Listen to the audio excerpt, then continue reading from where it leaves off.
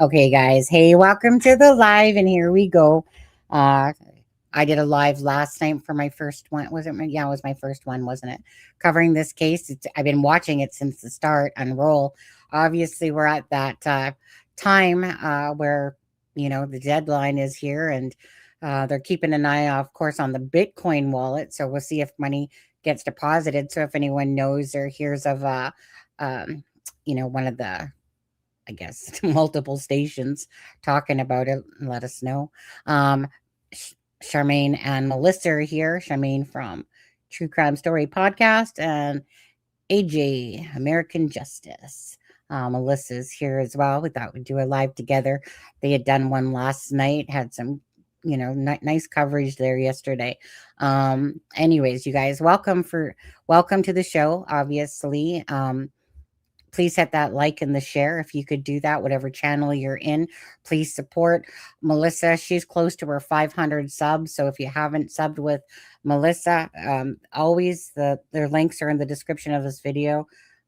Plus, they can post their links as well throughout. But help support Melissa, get her over 500. She's so close. I think she needs like 9 more, something like that. But yeah, so hey, Charmaine. Hey. Hi. I gotta keep myself muted. Hey, hi. Why? How's it Why? going? You got noise? What's going on there? I, am I You're good. okay? Okay, Yeah. good. Yeah. Yeah. I'm hey Melissa. Hey, Hey. Hey is for horses. Hey. Hey.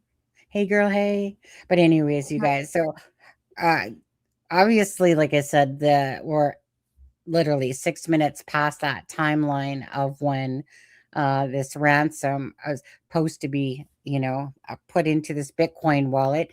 And let me just quickly say at the moment, really, there's only 14 votes, people. Let's go. Chop, chop.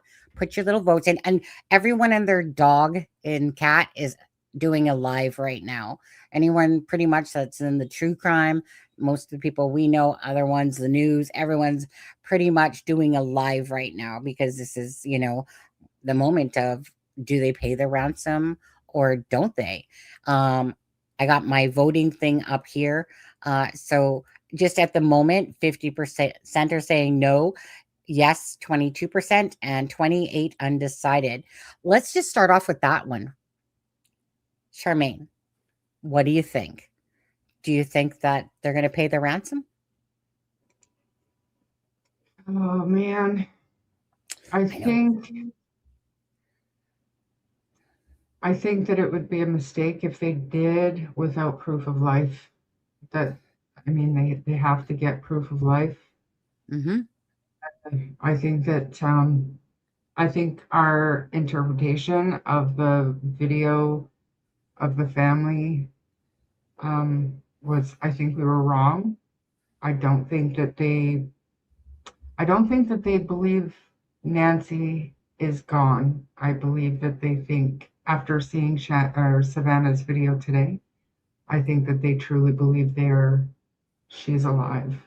But again, without proof of life,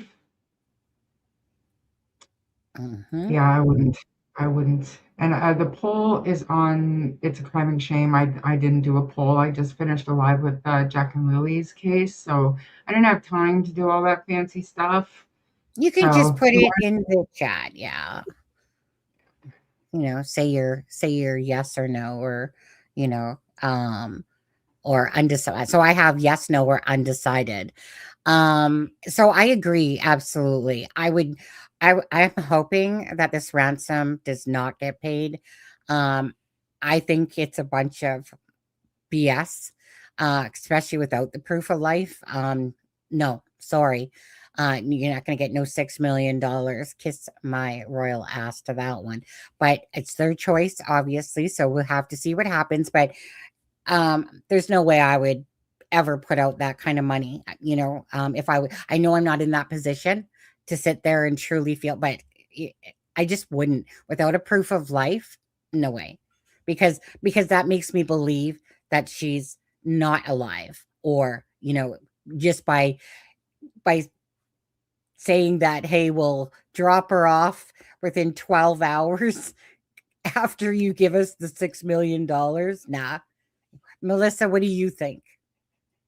I I think that them paying that much ransom without having proof of life would be really kind of dumb, to put it bluntly.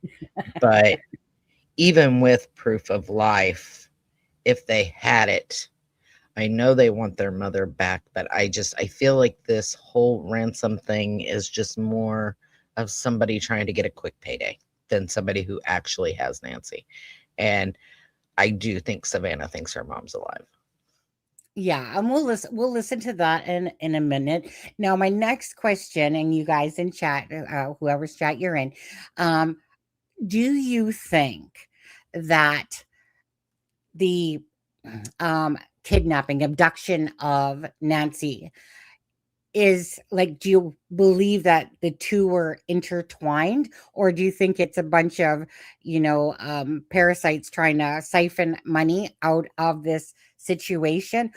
Or do you think that it truly is connected together? And that, like, whatever you like, just do you feel it's connected together, or kind of no, that con artist here, and they're taking advantage of the situation, just based on the stuff that we know so far? What would you think, Charmaine? Oh, It's tough. yeah, I do think that the ransom is a hoax. I do. I don't think that. I think that. Oh man, I hate saying it, But but you I think I it's think connected, even if it's a diversion of the truth here, and this playing out here, do you still feel like that who's ever involved is still part of the, um, you know, uh, obviously ransom thing?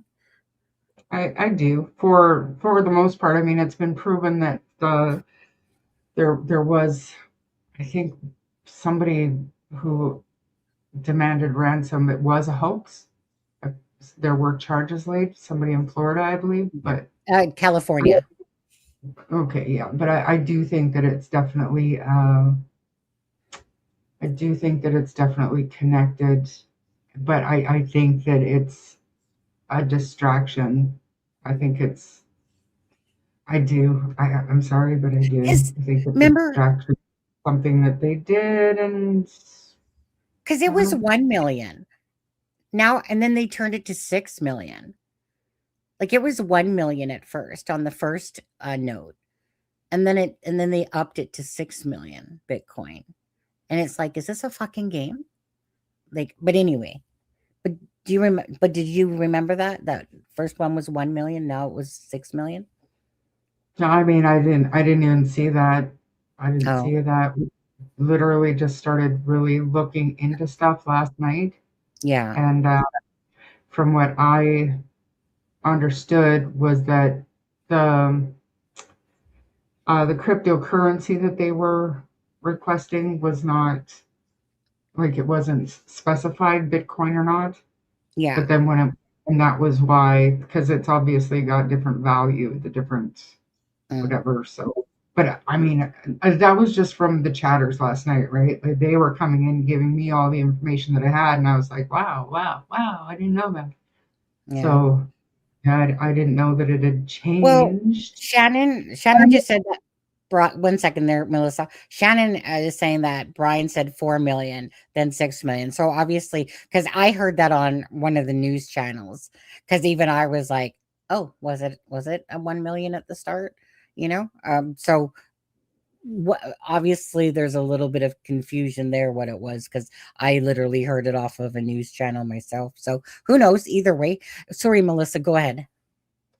Yeah, I had heard that early on, within the first couple days that it was a million. But I thought it had changed several times now because I thought it was like one and then either four or five and then six. So I thought it had actually changed twice. So See, I one, guess we're all. four, six. So I guess that is kind of what I was thinking it had been. But as far as being connected, I mean, they might be connected and it's a diversion, but I don't think that the person requesting the money has Nancy. or at least doesn't have her alive, in my opinion. Mhm. You know, yeah, I just honestly, I don't know.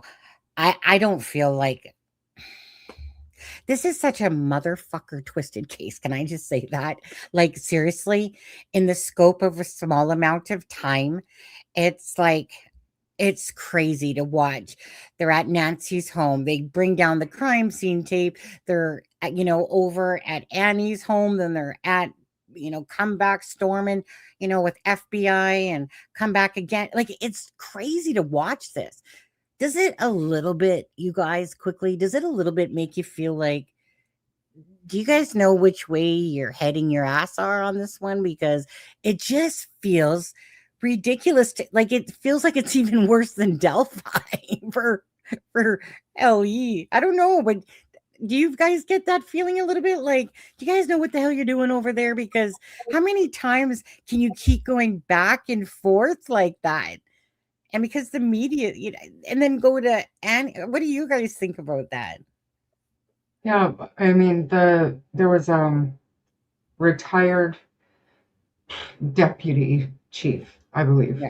who Brian Enton talked to, and he was even like, well, we're the older, more experienced investigators have retired, so they're dealing with a lot of younger, new Yeah. uh, investigators, and their homicide rate is much lower than it used to be, so they're not getting the experience that they need to handle it. But I mean, it was clear to me that even the retired deputy chief felt like there were mistakes made, and just on the outside looking in, it's like, what the hell is going on? Yeah. What's going on? It's not good. Melissa? The first thing I have to say is you and Shar need to get the fuck out of my head and stop reading my damn mind. Well, then you don't Because need to talk at all. as I've been going through these lives, I've learned just take notes because then I'll say what I want to say. And I literally, right before you said it, wrote down Delphi because it reminds me of what they did at Delphi, where they released the scene and then they went back. It's like, damn it, It's like, Sonny, oops. get out of my head. So Oh, at least really? we're on the same page of it. But Yeah. I Oh, mean, it's I just hate to laugh. It's not a funny situation at all, no. guys. I don't want you to think I'm laughing at the situation. I just had to Well, give Char and Sunny hell for a second. But I mean, they are. I think they're not so much short staffed as they are short on experience, in my opinion. If what the retired guy was saying last night is true. But releasing the scene and then going back and then releasing it again and going back for a third time and then going to the daughter's house. It just seems 3 hours almost, eh? yeah, I mean, it seems like to me like they're almost handing the defense, well, they didn't have it secured. We don't know what got put. You know what I mean? Like Mhm. if it's not secured, you don't know who went and planted what. So I just have problems with any department that will secure a scene, unsecure it, secure it, unsecure it. I know. Like, Stop playing yo-yo. Treat yeah, missing kids and missing elderly as criminal and keep it secured until otherwise. yeah. 1 second here. Uh, okay. Well, I'll do this. Let's see. Um, okay. I'll bring up the timeline. We'll play out, of course, Savannah Guthrie's message that's, of course, everywhere been shown on this one. But this one, so Jennifer Coffindaffer, if anyone doesn't know who Jennifer Coffindaffer is, she's a retired FBI agent. She's been on this channel. She's a very grounded person. I've always liked Jennifer, except for the whole Ron Logan thing. Nah. Okay. But Jennifer Coffindaffer, I'm amazed I actually haven't seen her as much. Am I just missing her? Because normally on big cases, they're always calling up Jennifer Coffindaffer, but I haven't seen her so much. Have you guys? Not not on this particular case, but Not but lately. yeah, because normally she's everywhere when these things are going on. But anyways, so I'll make this full screen for a minute. Uh, Thank you guys. And then I'll hit bigger on this one. So I'll just say what Jennifer Coffindaffer says. She says, actually, no, I'll play the thing first and then we'll read it. Because, whoops, what am I doing? It's not what I'm trying to do. What am I doing? I don't want to do picture in picture. Nope. Okay, there we go. So let's go back. Hi there, everybody. I wanted to come on and just share a few thoughts as we enter into another week of this nightmare. I just want to say, first of all, thank you so much for all of the prayers and the love that we have felt, my sister and brother and I, and that our mom has felt. Because we believe that somehow, some way, she is feeling these prayers and that God is lifting her even in this moment and in this darkest place. We believe our mom is still out there. We need your help. Law enforcement is working tirelessly around the clock, trying to bring her home, trying to find her. She was taken and we don't know where. And we need your help. So I'm coming on just to ask you, not just for your prayers, but no matter where you are, even if you're far from Tucson, if you see anything, you hear anything, if there's anything at all that seems strange to you, that you report to law enforcement. We are at an hour of desperation, and we need your help.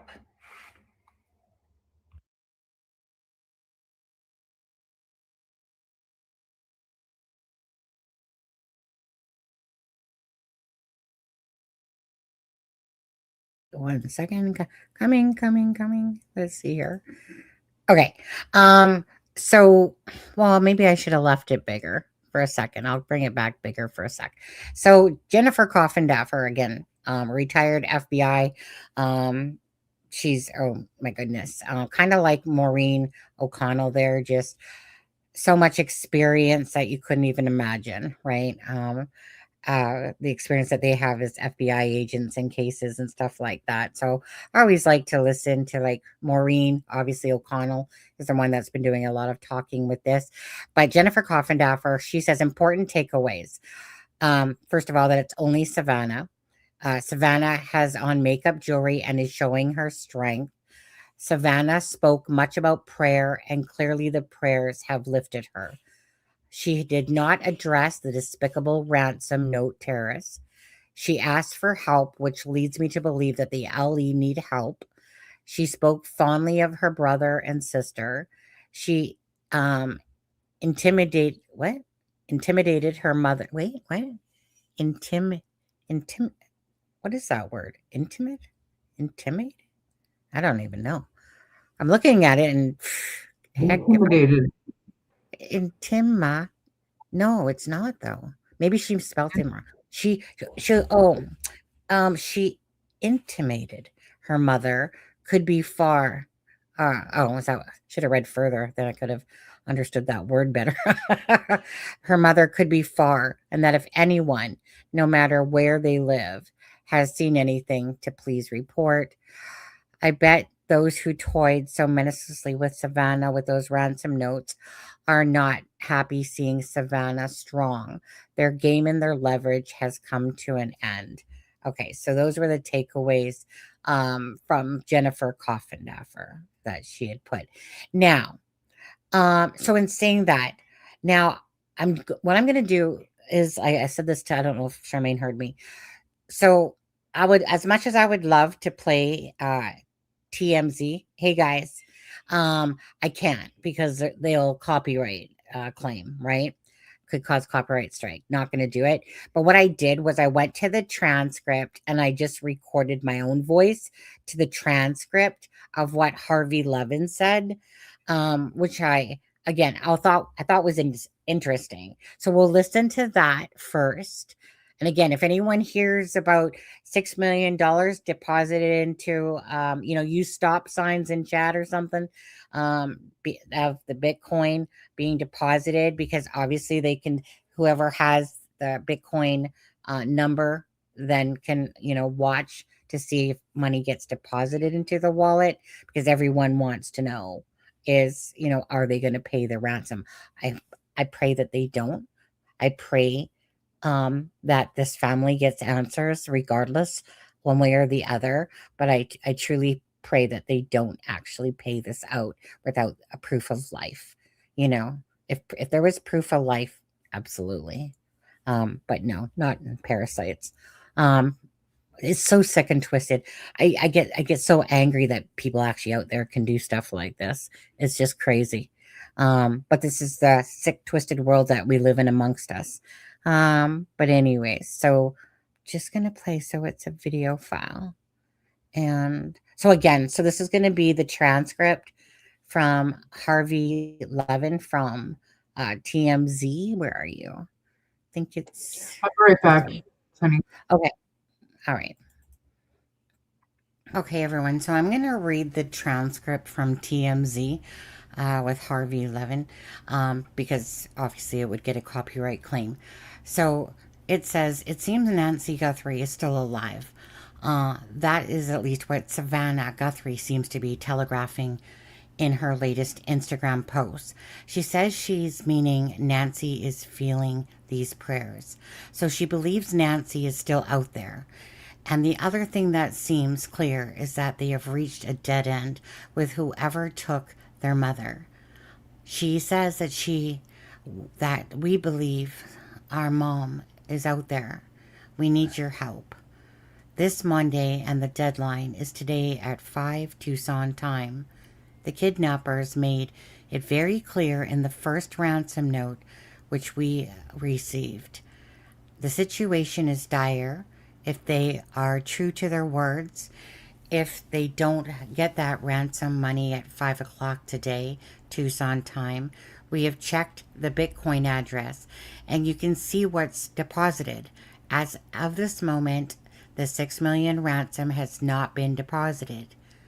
Now, it goes on to say, something happened where they're at a stalemate because if you remember, over the weekend, Savannah said we are ready to pay and the money isn't there. There is some reason, obviously, as to why they haven't. It just seems like Savannah is throwing her hands up, saying law enforcement is doing everything possibly, but she is begging for the help of anyone, no matter how far away, for anything that could be a clue. The kidnappers, as far as we know, have not shown proof of life. Now, we have only seen the first ransom note, not the second. The second was sent to a local Phoenix television station, but it seems that the kidnappers have not done anything concrete. Although there was something really interesting in the message Savannah left over the weekend when she said, "We understand," referring to that first note. So there is something that the kidnapper said or demanded that Savannah is acknowledging. And then to me, the key word is the Instagram post over the weekend, is the word celebrate. What did Savannah mean when she said, "We want to celebrate with our mother"? It is an odd phrase to use in the middle of all of this. And the only thing I can think of is that the word may well have been used in that second ransom note. I don't know because we haven't seen the second, but the word is so out of context that I think it's reasonable to at least guess that the word was used in that second note. Now, she says, our mom has been taken and we don't know where. So she is kind of acknowledging that, as we told you Friday, that the way the ransom note and, well, be in a little bit descriptive. Now, the way the ransom note is worded, that they say we will bring your mother back to Tucson, meaning they're not in Tucson right now, if you believe them and take them at their word. We will bring her back to Tucson within 12 hours of the time that we receive the money. Well, if you take 12 hours and then you multiply it by 60 miles per hour, it gives you about a 700-mile radius around Tucson. And so it's if basically the western United States, if you take them at their word, and they would be within the confines of that 700-mile radius. Personally, I think that there's a good chance that they're way closer. And the reason I say that is there is a connection between the kidnapper and the Tucson television market, which is a much smaller radius than 700 miles. This person who wrote it has some connection to Tucson because the first ransom note was sent to two local television stations there. In addition to us, the second ransom note not sent to KOLD, which is one of those television stations in Tucson. So whoever wrote this has some connection. Remember, if this were just somebody who saw Savannah Guthrie on TV and said, here's what we're going to do, they probably would have sent it to NBC News, where Savannah works. This is somebody connected to Tucson, and it just feels like it's somebody who either knew Nancy or knew of Nancy, that she had a famous daughter and that somebody in that Tucson area. So we talked about it on Friday, but it sure seems to me that and I want to say one other thing, that whoever wrote this is intelligent, is articulate, and I say that because the way that the first ransom note is worded, it is well structured. The grammar is almost perfect, and it is somebody who is smart. So if there's somebody in Tucson area that you noticed, somebody over the last week has gone MIA who is smart and articulate, I don't know, that may be a lead. But it just feels like this is somebody who lived in that Tucson area, or at least the Tucson market. And it is somebody who, if you believe this letter, the Y is within the radius. I think it goofed up there. The radius right now with Nancy of that city of Tucson, Arizona. So unfortunately, it seems, at least judging by Savannah's most recent post, that there are some kind of dead end. And because she just is now begging for everyone to help as the clock keeps ticking. Okay, so again, for anyone that is coming in, that was the transcript from TMZ when Harvey Levin was talking about, of course, Savannah's posting on Instagram there, the one that was played before this. So that was his, like I said, the transcript from TMZ, because I'd get a copyright claim if I actually played the TMZ clip. So I don't know, takeaways from that, Melissa, I'll start with you. Oh, I have so many. So let's start with the video. Not sure. Savannah's body language in this one. I don't want to say it seems more hopeful, but it almost does. It's different than in the other ones. And, you know, she's saying she wants this nightmare to end and they need help. And so that leads me to believe she still thinks that her mom is alive. With Jennifer Coffindaffer, what she said about the makeup and the jewelry, Savannah is a newscaster. Like, that's probably just second nature at this point, to get up and get ready. And if she knows this is going to go out, she knows it's going to be aired, it wouldn't surprise me for her to put on makeup, you know, lipstick or whatever. I didn't read much into that. But what bugs me is that the ransom notes were sent to the news stations. They weren't sent to family. They weren't sent to Savannah's news station. It was sent to local, smaller stations. Two of them and one of TMZ, right? Yeah, that just... Yeah. TMZ is like the lower end of what you would call celebrity news. But I don't know, that really bugs me. But, you know, I really... Nancy had a pacemaker and she had high blood pressure and she had cardiac issues. So if this started out as a kidnapping, a legit true kidnapping, her not having her medicine for this long is very concerning. Both because she needs it, but she's under high stress. If she's truly kidnapped, she's under stress. And if you already have high blood pressure and you're under a lot of stress, your blood pressure is going to go up. So couple that with a pacemaker and already having heart issues, the chances, unfortunately, in my opinion, of her still being with us on this realm is slim. And I pray to God I'm wrong. I pray they find her and she's safe and she is returned.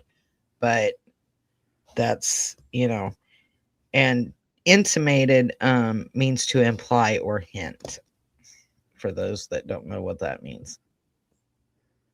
Mm-hmm. And Charmaine?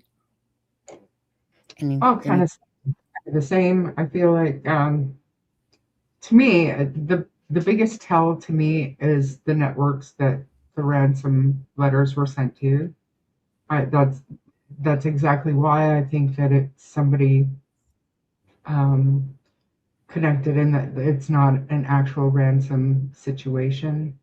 Unfortunately, if it was, they would want to go to the big time. They would want to go straight to the FBI. They would want to go straight to NBC, straight to where the famous daughter works. I think that's the biggest tell, in my opinion. And but at the same time, if it's somebody that they know and Nancy knows,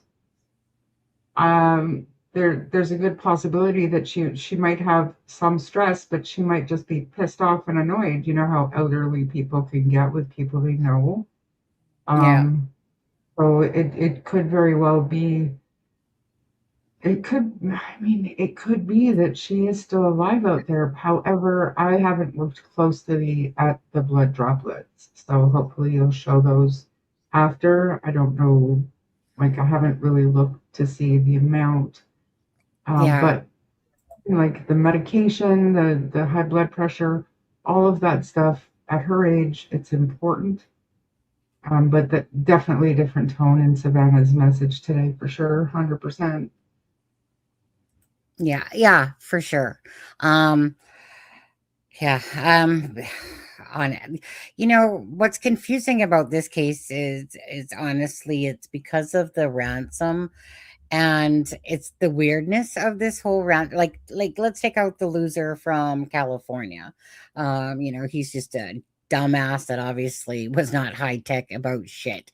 I think all he did was just probably use one VPN that they found instantly on him. He's such a dude. Anyways, besides him, obviously, like, I don't know why for some reason, and this is just hypothetically, but every time that someone says that the letter was articulate, that it was well written, uh, basically no grammatical errors, I can't help but think of the writer, Annie, the wife, and for anyone that doesn't know, Tommaso is Annie's, the one with the beard, freaking looks like, whatever.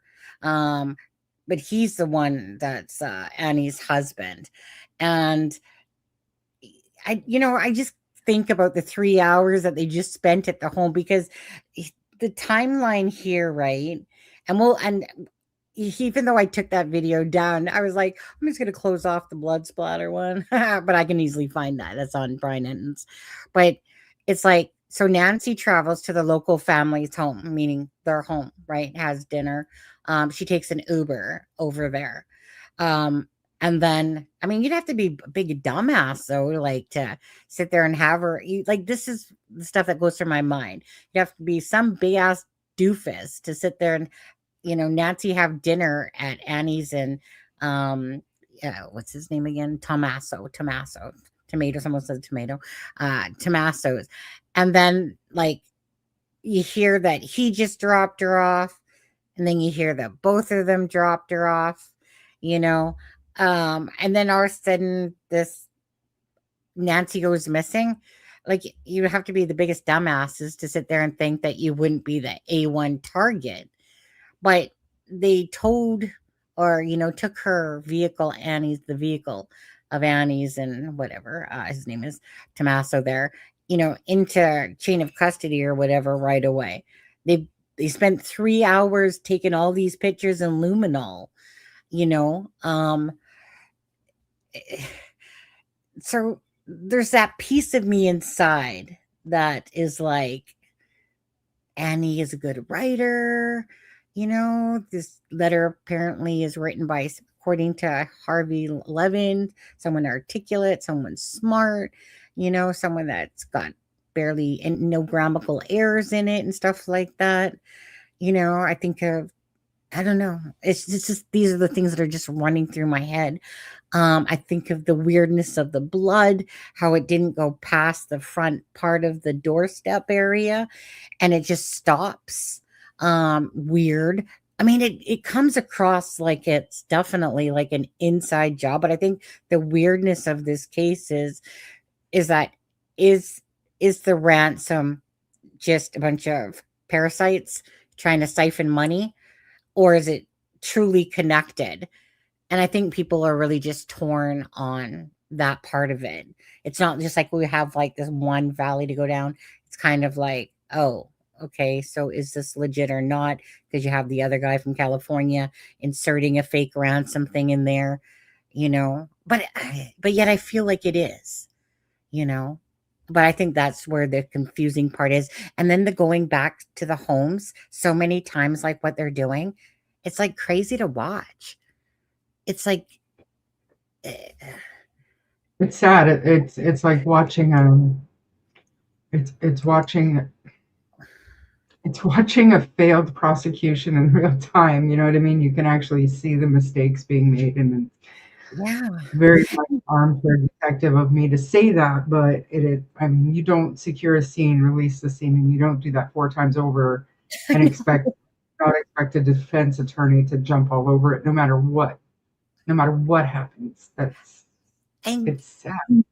and that Sheriff Nano guy, I mean, that guy keeps saying shit and then taking it back. And then, like, meaning it's 1 minute he's giving a big mouthful of information.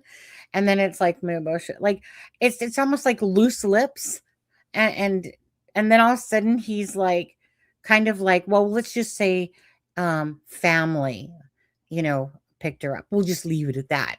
Well, dude, you just finished saying that it was like Tommaso and whatever, like, so he's confusing in himself because of his say something and then kind of take it back stuff going on. Because I remember listening to him on Ashley Drop Dead Serious there, and he was just like, it was almost like, oh, like the information was just kind of flowing out of his mouth, and I was like, ooh, you're actually telling more than I thought you would, type of thing. So he's kind of looking a little bit, like he's all over the map. Weird. It's just all weird. Melissa, go ahead. Yeah, I agree. It's definitely weird. And it's, like Charmaine said, we can sit here and armchair quarterback this. None of us are detectives, but we can see it from the point of view. Well, a defense attorney is going to have fun with that due to what they're doing. As far as Shannon's message, the message been taken over a period of time, but Nancy was sharp as a tack, they said. So you don't think she would have noticed that her medicine was going missing, or she was short over, the last few months, or she wasn't, you know what I mean? I just don't think, and maybe it's possible, but they're close to Mexico, so you can go over and get medicine a lot cheaper. And I would hope that they would have a list of her medicines and maybe her picture at the border and, something like that. But if she's on blood thinners, it doesn't take much. She's elderly. My dad's elderly. He's on blood thinners, and he got a little mark. He bumped into a door, and it wasn't even like the sharp corner. It was the door itself.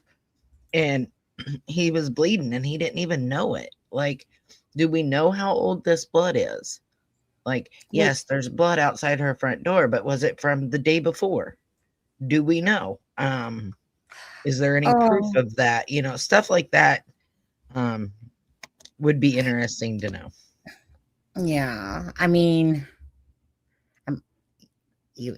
I'm pretty sure, like if I was to guess, it's from that night or morning or whatever time it was. Another thing that was brought up, um, I remember hearing was, obviously, like the time frame. Okay, so let's see. 1:47, the doorbell camera disconnects. 2:12, the software detects person on camera, no video, right? Then at 2:28, the pacemaker app shows disconnect from phone. Like, I don't know how far you have to be for that to happen. But so you got 1:47. So garage door opens at 9:50. 1:47, doorbell camera disconnects. I'm kind of thinking about the time that they stayed there, or like a person or person stayed there before they actually left with, say, Nancy, if it, so 9:50, and then 1:47, doorbell camera disconnects, 2:12.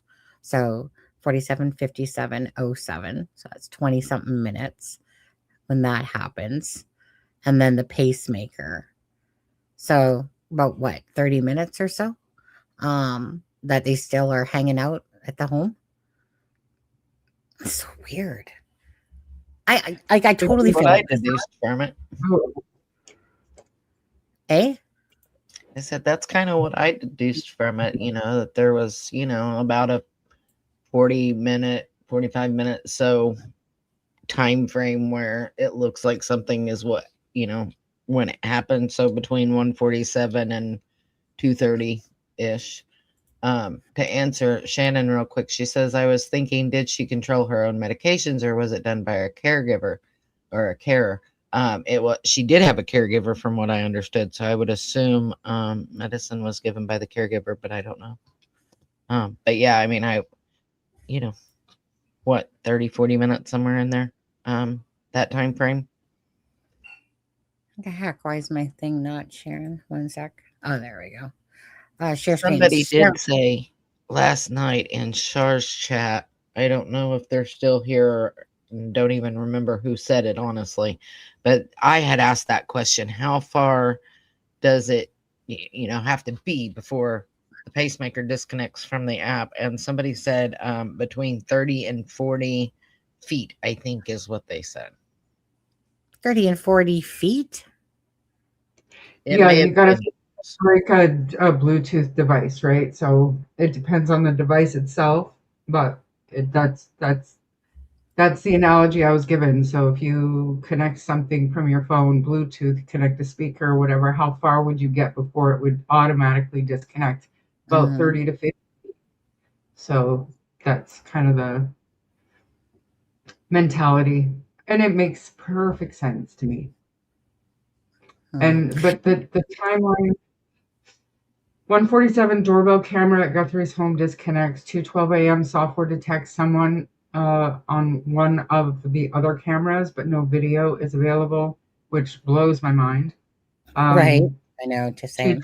2:28, Guthrie's pacemaker app is disconnected from her phone, and then nothing else until 11 a.m. And the churchgoer I did hear today, Megan Kelly on Fox, she was talking about it. And I guess they did go on to the church's live stream. I guess they do that. And there is a chat that you can join. And so that could be why they realized that Nancy wasn't at church. But Megan brought up a really good point. This lady was 84 years old. Was she tech savvy? Was she a chatter? Would she get on to a live stream chat during a service and chat? Unknown, but that's quite possible that they could have called the family at some point and said, hey, your mom, she wasn't at the church service today online, which is something that she regularly did since COVID. And that could have just raised red flags. And then the family apparently, or somebody went over to the house, couldn't get her to come to the door.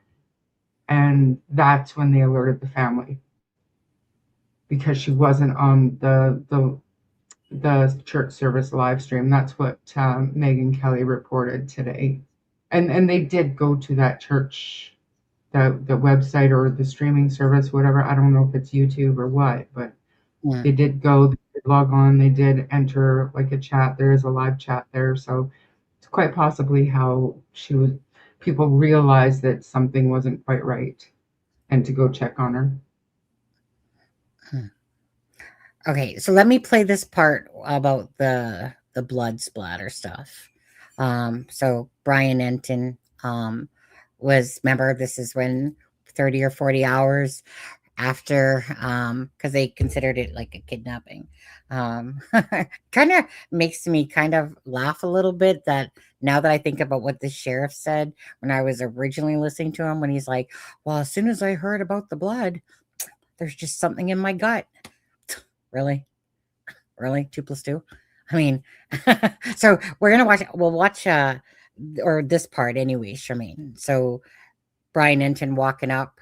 And keep in mind, this is no longer a crime scene. I mean, the sheriff made clear that it is no longer a crime scene, that they released it yesterday, and there hasn't really been anyone. Okay, so I'll just do it. Went out here. There was a woman who came earlier today. I don't know if it was a family member, but anyway, several different people, including one of my photographers, went up to knock on the door just to. Okay, that's the part that bugs me. That's the part that makes me feel strange about all this. 1 second. And said at the end of the press conference that the crime scene. I mean, the sheriff made clear that it is no longer a crime scene, that they released it yesterday, and there hasn't really been. So the blood is only here. Okay, there's no blood in a sense past this point. Like there's nothing that's going past this front kind of entrance, which, and I don't know if this is glass. Someone said glass, but I don't know. Been anyone out here. Let's see what there it was looks a like. woman who came earlier today. I don't know if it was a family member, but anyway, several different people, including. So that looks like bush, right? That's not glass. Like that stuff looks like from some sort of freaking tree thing or that. Hey, A plant, yeah. Yeah, definitely. One of my photographers went up to knock on. But what do you think? See, this is the one that bugs me. Is this big? Like this is like someone just went like. Do you know what I mean? It's. So those are two different. So I wonder if we can zoom in because is that just to go along with the dirt, but in the middle there, is that blood or is that dirt? If we can zoom in, we might be able to tell, but those droplets, they have absolutely no velocity to them whatsoever. And there hasn't really been anyone out. There's no movement there. They're dropping straight down and they're not dropping from a great distance. She was only 4 foot there was something a woman tall. who came earlier today. 1 second. I don't know if it was a family member, but so sorry, Sherman. Go ahead. Say that again, Sherman. That last part. There's no splash, so they're not falling from any kind of great distance. But where I think it could be dirt, if it is blood, that looks. I'll make it bigger. Sorry. Devastating, and because I'm racking my brain right now trying to figure out what kind of wound caused that, and that is terrifying to think of. Yeah, my bad. I should have made the screen bigger as well. Shannon, love you. Thank you, Shannon. Bloody nose maybe bent over, but looking at that one spot, see what I don't know. No, bloody nose. Yeah. Well, here, let me take down my banner for a second as well. Where are you, banner? Go right here. Okay, so is that the one that's showing? I think it's this one.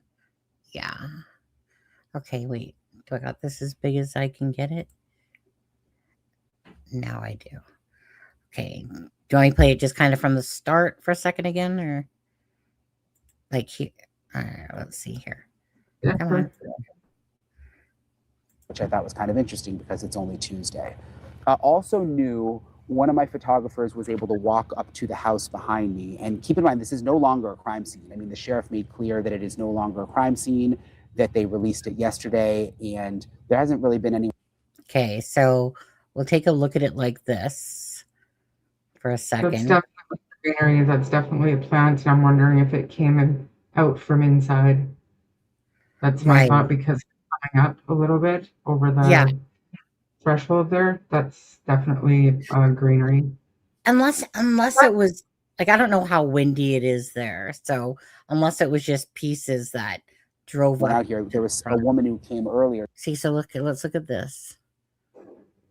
Like a very, very, very little splash.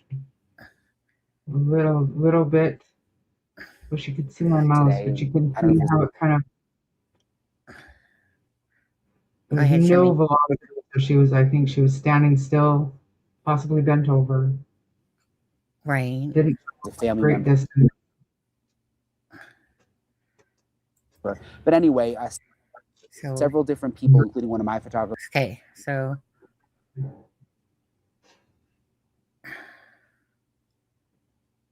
went up to knock on this is the the door. patch that bugs me.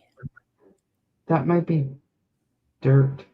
Well, I was thinking it was dirt, but I honestly don't think it is. I don't know. I like if I zoom that in, I can't because then it's just going to be blurry. Right? I don't know. Let's ask chat because I was thinking dirt, but then I'm looking at it and it really just looks like it's splatter, that it's going different directions and it's at because Yeah. at first I thought, Around it doesn't line up with splatter. I mean, Yeah. that's not that, or it could be something with velocity. So somebody, like, I don't want to be graphic, but they could have coughed that out, or and then drops. I don't want to be graphic, but it has velocity to it, and it's like a spray. Whereas yeah, the it's like a other that's spray. on top of it is a direct drop. There's very little splash to the bigger drop. So it's either like a sneeze when she was Right. completely sitting down, Yeah. or I think it's possibly a bit of dirt. I hope it's a bit of dirt because that's disturbing. Yeah. I mean, I can see that there's like what looks like little pebbles like in the stonery of the entrance because you can kind of see to the left side there, like it looks like little, I don't know, like little bubbles in the stonery. But I yeah, like, I don't know, I was thinking same thing, like nosebleed. I don't know. I just It's just like, to me, this one kind of stands out, of course, because it's the biggest, piece of blood with a bunch of droplets around it. So it maybe could have been when somebody coughs out of their mouth and then it's like, you know, and then a bunch of blood's coming out of their mouth and then they cough it up and you know how it is, sprays. I would believe that it's from a nosebleed and sneezing before I believe it's from a cough. And the reason being, if it's from a cough, she's got a serious problem. Well, and that's the devastating part, but that's not from that's not from, I don't know, if it's from a sneeze, you would think, I mean, imagine yourself sneezing. Do you bend over and sneeze straight down? I don't. If I'm not covering my mouth, then it's going to spray in front of me, which is the purpose of covering your mouth. So it doesn't get, this is on the ground. So that's why I think if she There was hasn't bent over and cut and coughed. really been anyone out I mean, here. There was there is a woman who two, came earlier today. I don't know if it was a family which member, is, but anyway, where's the two? several different people, including one of my photographers. Yeah, okay, so that's kind of like the first, like, bigger one here as well. When you kind of see the camera coming up, and then you Went up to see knock. like that.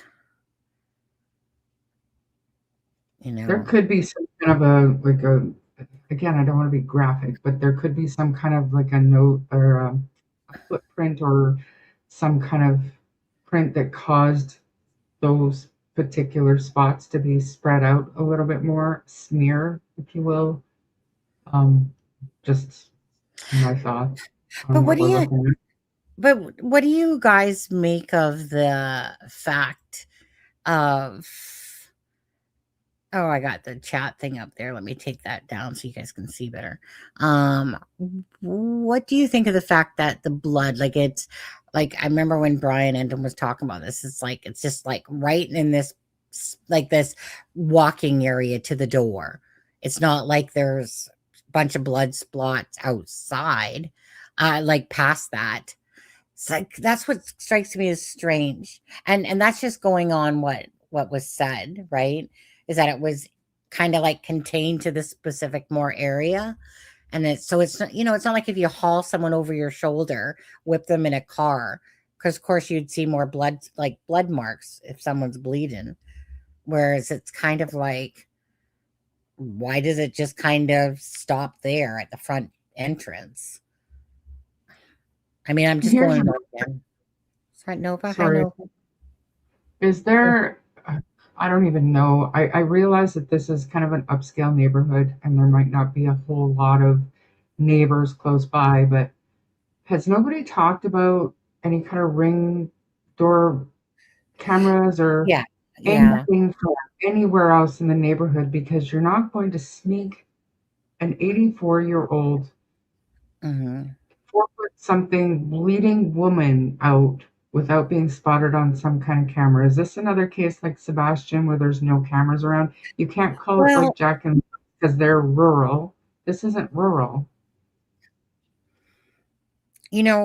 well, I was going to say, so if we look at, like, when I was watching a news clip the other day and they did like a drone shot over top, I actually thought that the houses were actually further apart than what they actually were. So let me put it this way.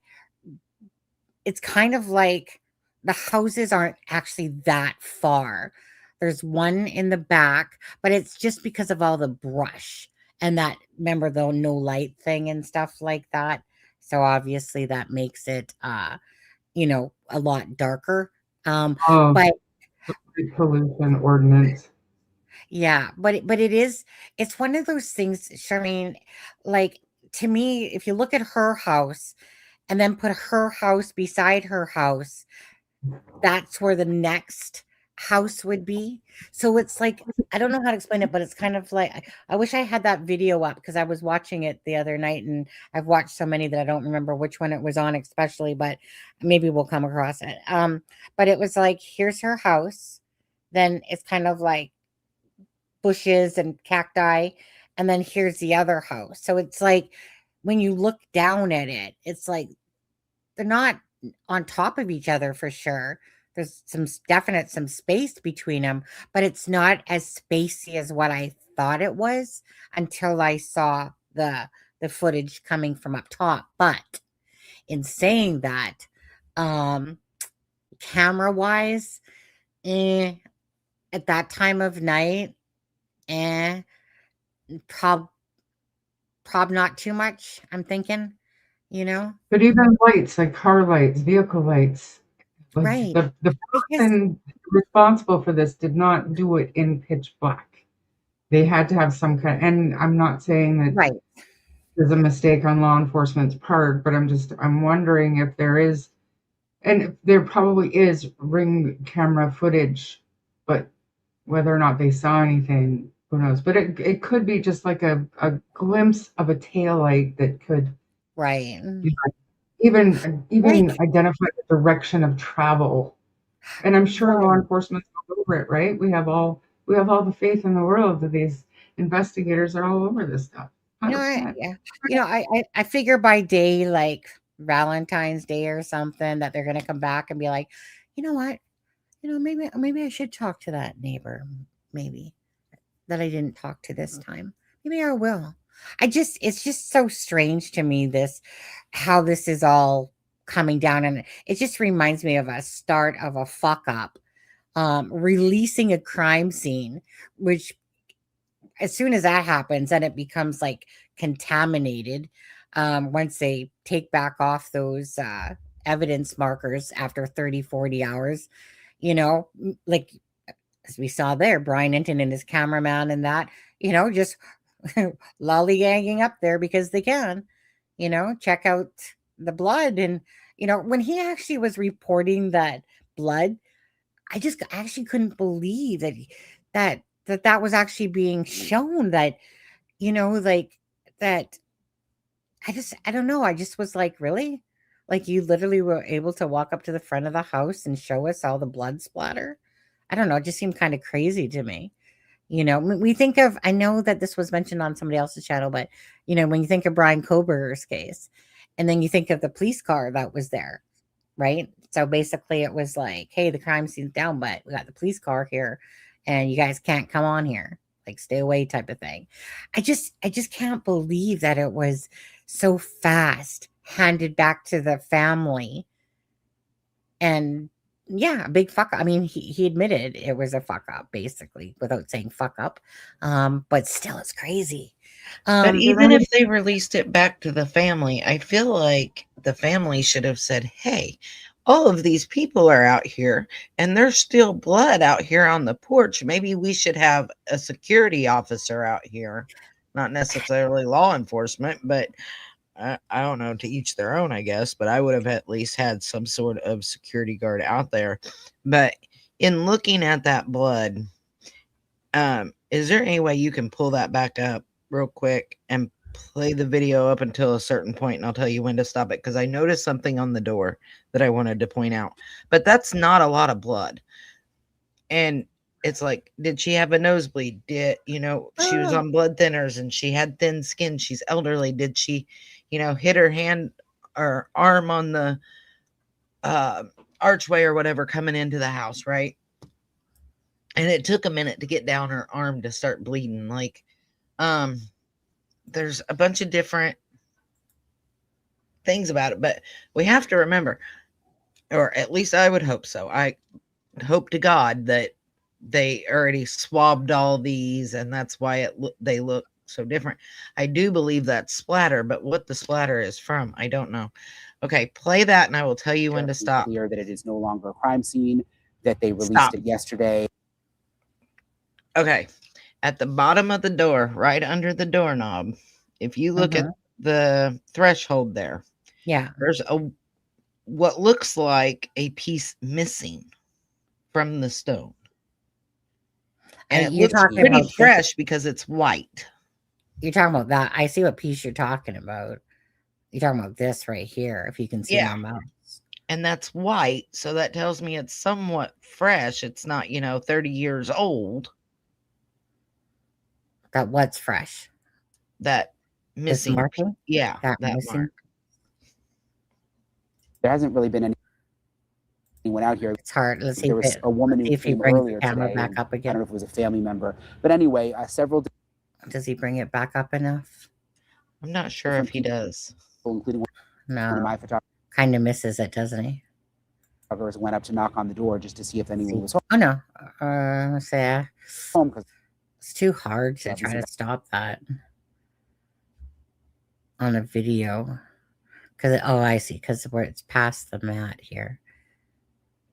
I don't know if it was a family member, but anyway, several different people, including one of my photographers, went up to knock on the door just to see if anyone was trying to do it. Home. I think it's just out of range. I think it's right where his name Brian Enton is. I think it's like right there where his name is. Released it yesterday, and there hasn't really been anyone out here. There was a woman who came earlier today. I don't know if it was a family member, but anyway, several different people, including one of my photographers, went up to knock on the door just to see if anyone was home. Yeah, it's like right behind his name.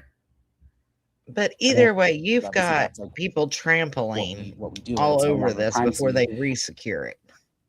Like, yeah, I'm not trying to be mean to law enforcement, but it doesn't make a lot of sense to let people trample all over this. And is that like an Amazon package on the side?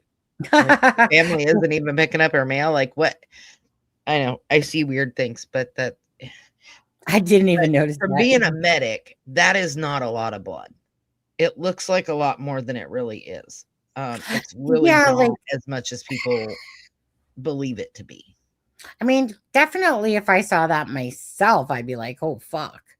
like, what the heck happened? Like, so I wouldn't deem it as a lot, but I still deem it as a lot in my eyes. If I was to Well, walk yeah. up on that and see it, I'd be like, what the fuck? I meant volume wise, it's not a lot of Yeah. blood. So it's not like a life threatening amount of blood.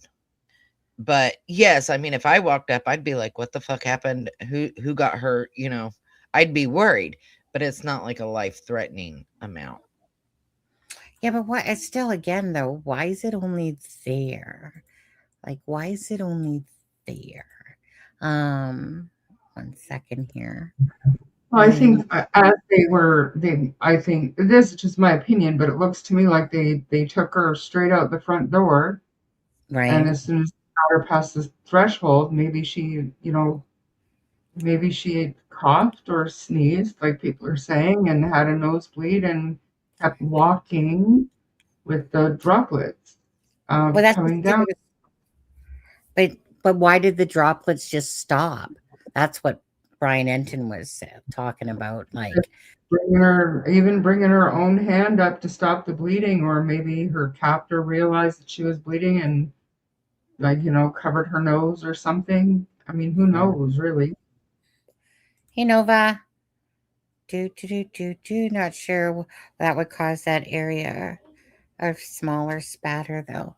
Okay. I'm gonna go. I want to go off of this for a second. Hold on. Stop screen. Then I'm gonna go back to the other one. So this is the one. Okay. So this is that Maureen O'Connell. This is where she says Samantha for she obviously catches herself. I'm sorry, but that guy, he's strange. That guy to the left of her. I don't know why, but he just had a hard time watching him or listening to Once him. that sheriff's deputy saw that blood, it should have been, we're shutting it down, everybody out, don't touch anything, etc. Some law enforcement agencies have a different set of protocols than the FBI does, but in California, almost all the police departments, we all work together. We have a beautiful relationship with all these different entities, and it's really a wonderful thing to see. So Charmaine, in this particular picture, so although it looks, the house is kind of singular by itself in a sense, but really there's a neighbor just out of camera shot on either side, where the next neighbor is. So on the left hand side, looking at it's straight on where Maureen's face is. Just above that is where the next home is. Just up in, it would be up in the corner kind of, and then same with this one on the right hand side. So that's why I thought, oh, these houses aren't as far as I thought that they were apart. Yeah, but that border security, that border officer who Brian Enton, yeah, they went into. It's not a wooded area or whatever, but they went back behind where kind of the greenery is and stuff, and you really don't have a clear line of vision to anywhere or from anywhere, especially at night if it's pitch black. yeah. I wish I could, darn it, find that video because it was nice, and it was a nice view of over top of to really give the look of what it looks like from above to the back to the person that's behind her house. I think that they feel like if the person behind this home had a camera, that would be probably the best line of sight from any of the homes. And that was because it kind of had like this clearing. And I don't know, it kind of reminded me of a cul-de-sac a little bit where that next house is behind her. But I think that they were just kind of talking about that was probably if that home did have a camera, to maybe capture, because I know that we've heard that it's the back door that was, kicked in or whatever, basically the damaged door. That's where like those floodlights are too in the back. So I wonder if that neighbor has any working cameras. I mean, obviously, we're not going to know that. because they're not going to give us that information. But this one here, guys, But when I when we first come heard in, this, we have, as I said, Oh, I'll just very let it play. strict protocols that we do not deviate from at all. And you saw that when the cavalry rolled in to Nancy's house that day, and people have been asking me ever since, why did they take the car then, the other night? And I said, well, because when the FBI comes on, we want to look at the warrant. What's in the warrant? The warrant probably said, yes, search the entire residence, the curtilage, any outbuildings, any vehicles, and you know the drill. You've helped with those many times yourself. And then when they said, did you guys already process this car? How did it get back here? And they said, no, well, we didn't think it was part of it. That's probably why. That was the impetus behind that car being processed. All right, Special Agent, real life is so different from the movies. I mean, you know that. I know it a little bit. Ransom notes are actually not common in modern day kidnappings. And I'm curious, in this country, not South America, not Mexico, but in the United States, how often in your experience does the kidnapper get the money and also avoid apprehension? Because I never saw it. No, they're not good at avoiding apprehension. That's the good news for the most part. But I worked narcotics and gangs in Los Angeles for 19 years, so I saw some of those kidnappings that you would traditionally see more of in South America. Like it's very common if I have 2 kilos of cocaine and it either gets ripped off or the police sees it, I'm still on the hook to pay that dealer back for that money. And I've got to come up with it really quickly. So that was one of the type of kidnappings we happened to see. But it's interesting, Trey, because all the really seasoned homicide detectives and the people you Can really you stop respect it there a work that second? do a fantastic job. One thing all of them said in all the So I don't know if you can go Mhm. back to where they had that up, but the deadline was for Thursday. And then the next deadline was for Monday. A true kidnapper, in my opinion, and I've never dealt with a true kidnapper, so take that for what it's worth. But Mhm. I don't see that they would give 2 deadlines. Well, that's the strange part of it all. Like, not only is that strange, but the ransom didn't even come out till the second day, right? At nighttime or whatever, about when it was sent off, I guess, to the local stations. Like, like normally you would think that there would be some sort of ransom, pretty much that day saying that you're, want a ransom, but the ransom, they said, didn't come out till like the second day in the evening time. Kind of weird. I mean, at least I mean, what? if I'm going to kidnap somebody, I'm not going to wait for 24 hours or Yeah, in this whatever, case, it was 12 longer. hours even. I'm Yeah, going to it was get longer. them to wherever I'm going to keep that person, then I'm going to send the ransom. But I'm not going to, these are my demands. Here's when it needs done by. End communication.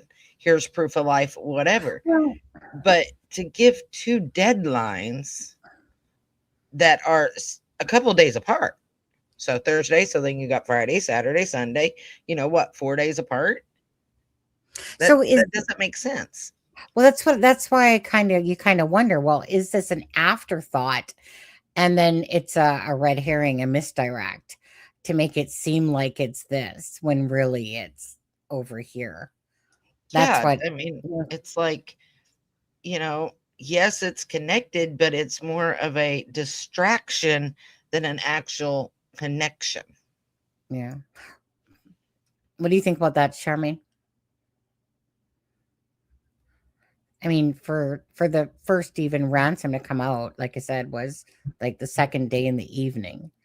And then do you think it might be like one of these afterthoughts, like it's over here, but really we're gonna try to misdirect with this whole because this whole ransom thing to me is weird, and I'm not an expert by no means, but it's still strange because there are tons of cases, and usually it's kind of like, you know what, we have this person, da, da, da, da, da, and you would kind of hear about that right away, and then you get a deadline. None of this, what seems like just cat and mouse of, well, let me just raise the give 2 deadlines, let's raise up the money that we want. It just seems like a game. Like, but I absolutely think that it's a misdirection, an afterthought, 100%. mhm, 100%. yeah. So that, yeah, it just comes off Shannon like a even diversion. Go ahead. What?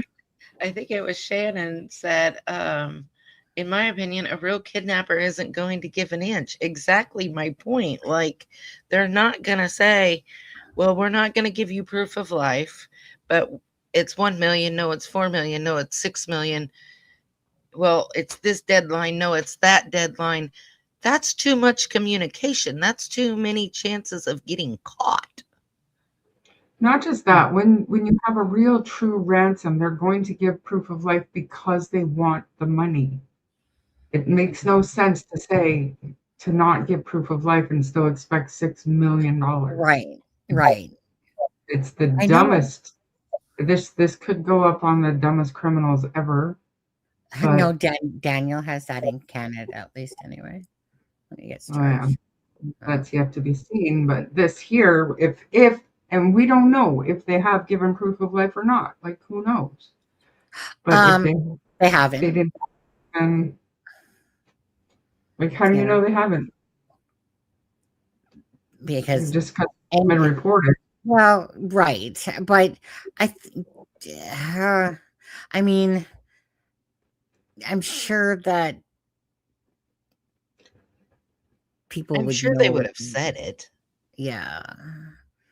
Let me say this. I can't see them not, like, meaning, and just those weird words she was using, celebrate, peace, valuable, I don't know. It just doesn't, nothing we've ever heard at all is even, Right. you So, but except for today's to me, like what she said today gave me a different feeling than what she said yesterday or the day before. right. I know, because the other one came off like almost like what a lot of people thought. Well, you know, um, it was almost coming across like, you know what, accident happened, Eulogy. we'll let you know where your mom's body is and stuff. Like, that's how it came across it. Because again, celebrate. I mean, the words were odd how it was done. Now, it did cross my mind as well, as if they were told to kind of say that, in a sense of what to put out. Maybe not. Um, but But do yeah. you really think the FBI wouldn't say, we want you to plead for her return or plead for proof of life? Not, we want you to say this, and it's so scripted, it sounds like a eulogy. That's what it came across like, pretty much, Now, I agree. yesterday. Savannah's one today sounded a lot more. Different, the opposite. Yeah. Yeah, it's like exactly opposite of what it sounded like. I mean, there's already enough weird twists and turns, and then everyone listens to that, and then all of a sudden today it's like, oh, like Savannah sounds so much more stronger today, and then came across like, and it doesn't matter what case you watch, okay?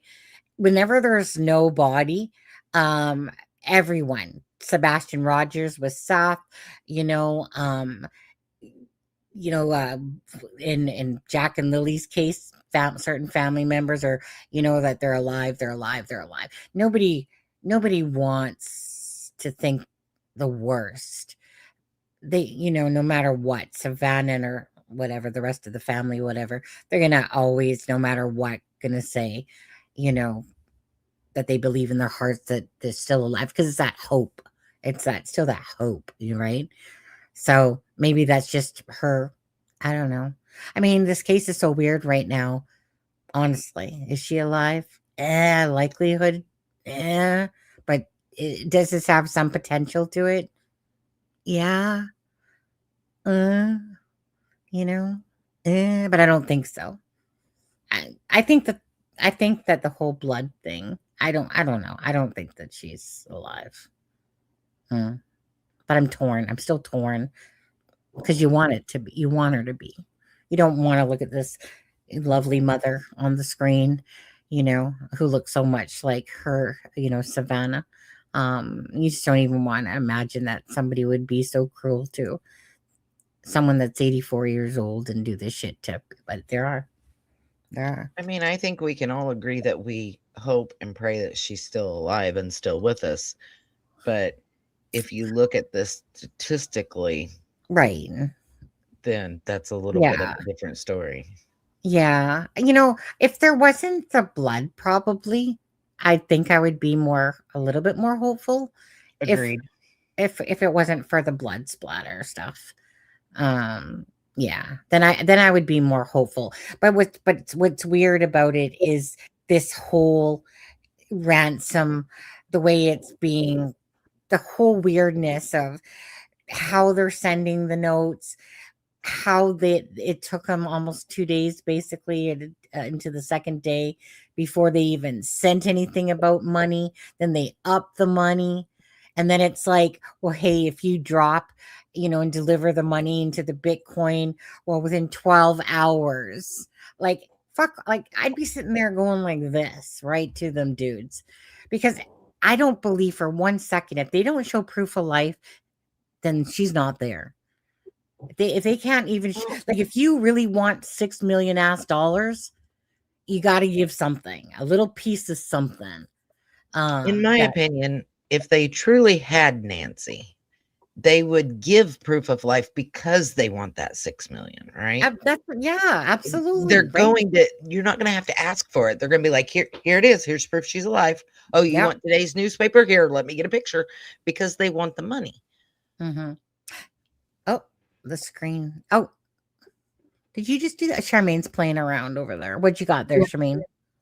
Found this. Brian Ensign news statement from Pima Sheriff says they are following up on new leads, and we can expect to see active law enforcement presence at the Guthrie residences. Plural. So far, I have not noticed anything at Nancy or Annie's house. Yeah, Well, definitely. don't worry, because we got JLR and Dolly on the scene over there. I'll give you just well, let me finish playing out that clip though, because I wanted you guys to hear that. Let me go back. Add to stage. There we go. Let me finish playing this part. Detectives and the people you really respect at work that do a fantastic job. One thing all of them said in all these kidnapping cases that we worked was they would ask the question, does this offender have a predisposition or a proclivity toward violence? And in this case with Nancy, the answer is a resounding yes. And they say that if that's how this case starts, that's how it ends. We're in a world of hurt. Let me ask you about that. Let me stay with the psychology of it. Profilers, behavioral scientists, they can be incredibly helpful. I use them, but I typically use them when I had run out of leads or did not have a prime suspect in mind. Can they still be helpful here in this case under these facts? Absolutely, 100%. And one of the best profilers, or two of the best, are two of my dearest friends, and I co-host a podcast with one of them who I was just on the phone with, because one of these letters, this last one, is addressed Dear Samantha, not to anybody else. And we know Samantha's got the money, but I thought that was strange. So I called him, and he thought it was very telling that it's Dear Samantha. What kidnapper who injured your mother is going to say, or Savannah, what kidnapper is going to say dear? That's a very, that one word jumped out at me. I immediately got on the phone with him, and I didn't tell him what was surprising, and that jumped out to him also. So I think, Trey, to your point or your question, we technically would use them further on down an investigation also. I think it's much more of a practice now to do it early on, because they can be so impactful in such a powerful way. So yes, they're working with every aspect of this. Well, I mean, in a kidnapping case, time is so important. I might bring them in unless I had an immediate suspect, like a husband, like a boyfriend, which frequently it is. I would take advantage. And by the way, just so the whole world knows, the FBI is willing to help state and local law enforcement, even if it's not going to be prosecuted in federal court. So if there's ever a doubt, bring them in. I still feel like he could be related to Aspen Connor. Just saying. As soon as I saw the word alien, that was always a running joke. Oh, you guys wouldn't know probably what I'm talking about. Not well, you guys do. But this is maybe some of the chat. I don't know. He just struck me as strange, this man, a little bit. But she screwed up the name and kept saying Samantha at first. But that was the first time last night when I heard that. I was like, wait, I haven't heard. So she's saying on the last note that it was Dear Savannah. And I don't know if that was something that was meant to come out, like a slip or whatever. If it was, I hadn't heard it at all up until last night when I'm listening to this, and I was like, wait, what? And then she says, like what kidnapper says Dear Savannah? What do you guys think about that? It just illustrates that it's somebody that they know. That's how yeah. It's I don't know. Maybe I'm crazy, but it's obvious to me that it's somebody that they know, and the ransom, not red herring is not the right word for it, but it's definitely a distraction. It was an afterthought. And I know that, they're trying to induce fear, and they're not going to give proof of life until they give a deadline, and they're, looking for $6 million. And to get $6 million, like, look at even Israel Keys. He had already murdered the girl, but he did things he put makeup on her and stuff to give proof of life to get the money. Like these, I don't know. That's just what I think. I have to agree. It sounds too personal. That's, somebody who doesn't have any connection would just say, Savannah, we have your mother. Here's our demands. It wouldn't be, well, Dear Savannah, this isn't a letter, okay? Dear is like a term of endearment. Somebody you're close with, somebody something like that. My husband had the nerve when I was telling him about this when I was on my lunch, and I was sitting here telling him about this whole Dear Savannah thing, and he's like, well, that doesn't prove that. He goes, I'm sure that some kidnappers might put that. I'm like, are you my husband? Like, seriously? Like, it's like, if I say the sky is blue right now, are you going to say it's like green, red? It's like, come on, no one, kidnappers, serious kidnappers. Dear Savannah, how are you doing today? Just to let you know that your mother's sitting there strapped up in whatever chair, but don't worry, Savannah, we're giving her meds and stuff. Like, what the fuck? No. Dear Savannah. No.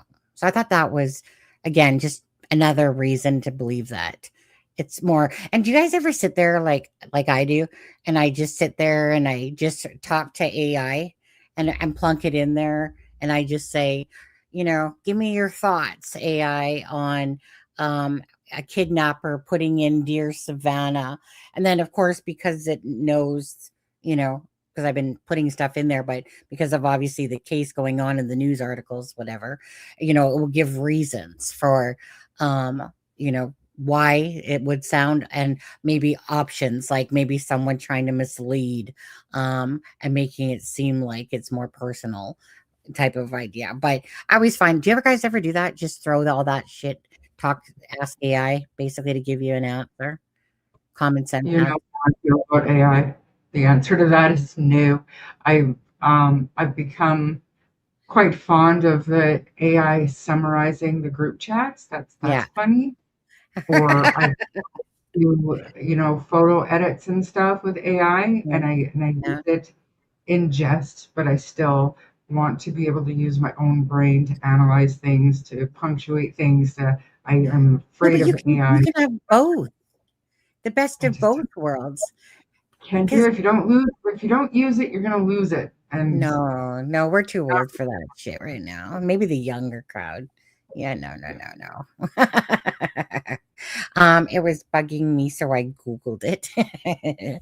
I just like putting in my different thoughts into AI and then sitting there, and going, because again, Charmaine, it's like, oh, hey, Rob, that's exactly what I was thinking, or oh, I didn't think of that, I just, basically it's like my crystal ball saying, go ahead and give me the answers. Tell me exactly where Jack and Lily are. Tell us where Nancy is. Go on. Come on, AI. One day you're I gonna know get that good. I know that in the first ransom letter, there were two items mentioned Right. The from watch out. inside the house. So I You don't talking know about that the we know Apple what Watch? they are. What? What items are you talking about? Well, they never named the items, but the first ransom notes reference two items from inside Nancy's house that were missing or Hmm. something. So from like the inside the crime scene, just to give verification that they had been inside the house. But again, that means nothing. That just comes right back to somebody they know. And that, That's I mean, she me had a too. pool person to take care of the swimming pool. She had a gardener. She had a caretaker. There are people that it might not be the son-in-law. Might not. It might Absolutely. not be. Yeah.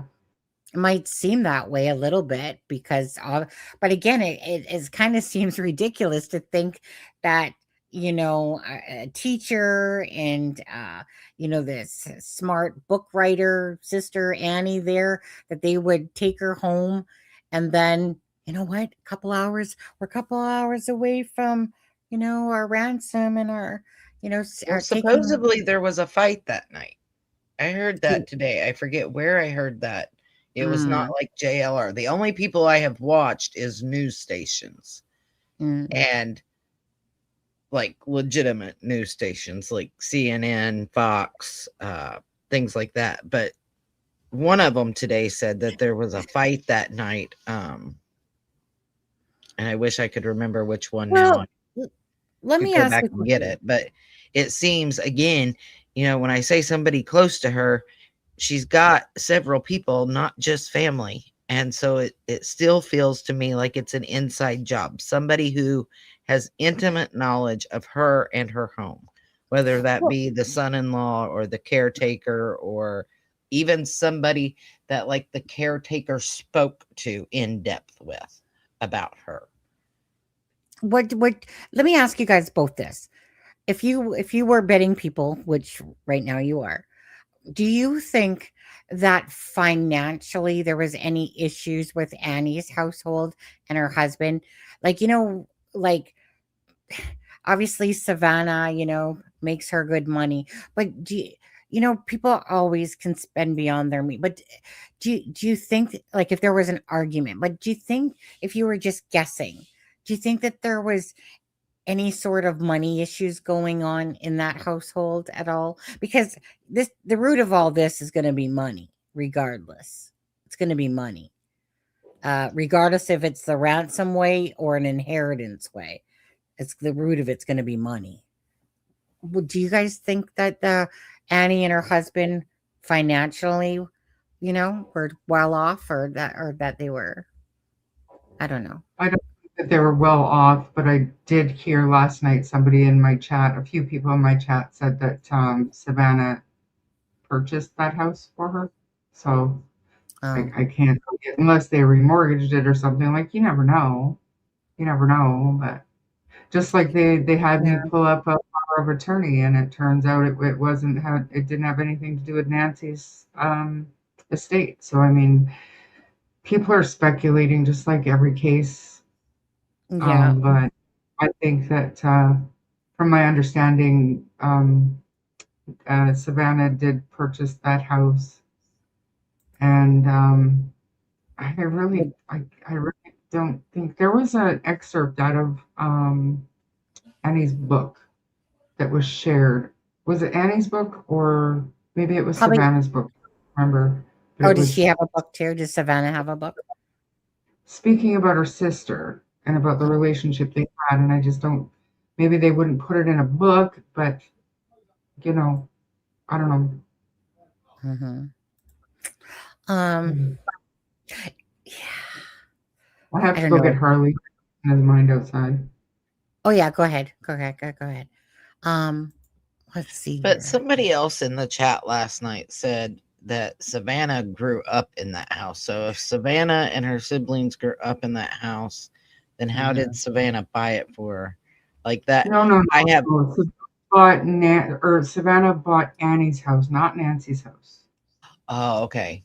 Annie's house. Well, okay, maybe. But I don't know. I feel like there's a possibility that there could be financial issues, but I mean, in all honesty, if any one of us were to go missing, how many of us have somebody in our family that's got some sort of financial issues? So is that uncommon? I wouldn't think so. But again, whether it, like you said, whether it's about the inheritance or whether it's about this ransom, it all boils down, in my opinion, to money in one way or another. Yeah. And so I just Googled that. So 6 million USD, about 85 Bitcoin. Crazy, right? This whole Bitcoin thing, I don't actually understand it. I refuse to even I didn't care about it. Bitcoin, because it's like money that's not to do with a bank or this or that, and it's used in the world of, like in the internet, right? Yeah, I It's like, pissed a friend of mine off because he invested in Bitcoin. And he's like, "Oh, I've got, so many of them and it's worth this much." And I said, "Oh, so you're invested in Monopoly money?" that's It's not Monopoly money. I said, "Well, it's not real money because I can't go to a bank and take it out either." well, Yeah, he got exactly. real mad at me. You're using it within the internet, like, like, hey, I'll trade you like freaking a Bitcoin for a day at a hotel or something, or a little portion of a Bitcoin equals, like you can do shit with it. It's just weird. you know.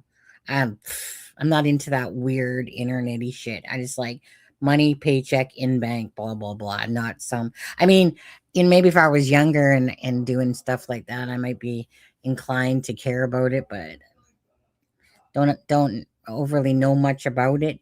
Didn't even know that. I meant to Google that, actually. To be honest, I meant to Google what Bitcoin was in $6 million. Like, it sounds like a drop, right? Like, here's 85 Bitcoin. So weird. I don't know what something might cost or what you would trade. Yeah, don't know. My family, if I got kidnapped, would be like, "Well, you might as well kill her because we ain't paying to get her back." Like, and Yeah. that's not them being mean. I mean, we've talked about it, and we're like, "Well, what would happen if one of us was kidnapped? Would we pay it?" And we're like, "Nope." Because statistically, you're going to pay it and you're still not going to get that person back alive. So why pay it? Yeah. Let's In 2010, you could buy a Bitcoin for 50 cents. So, I mean, I wish I would have grabbed a couple of them. Because then you trade them on the stock market, and if you're or something, and if it's worth right. that much money, and I would just take the money and run at this point where they're worth so much. Yeah. Right. I know that they're worth, like, yeah, is that crazy? Frick me. Well, let's just check in for a sec, guys. Let's see what. Oh, look at that. Remember when was it Pascal that was making fun of when JLR was like had the cameras facing those three vehicles at.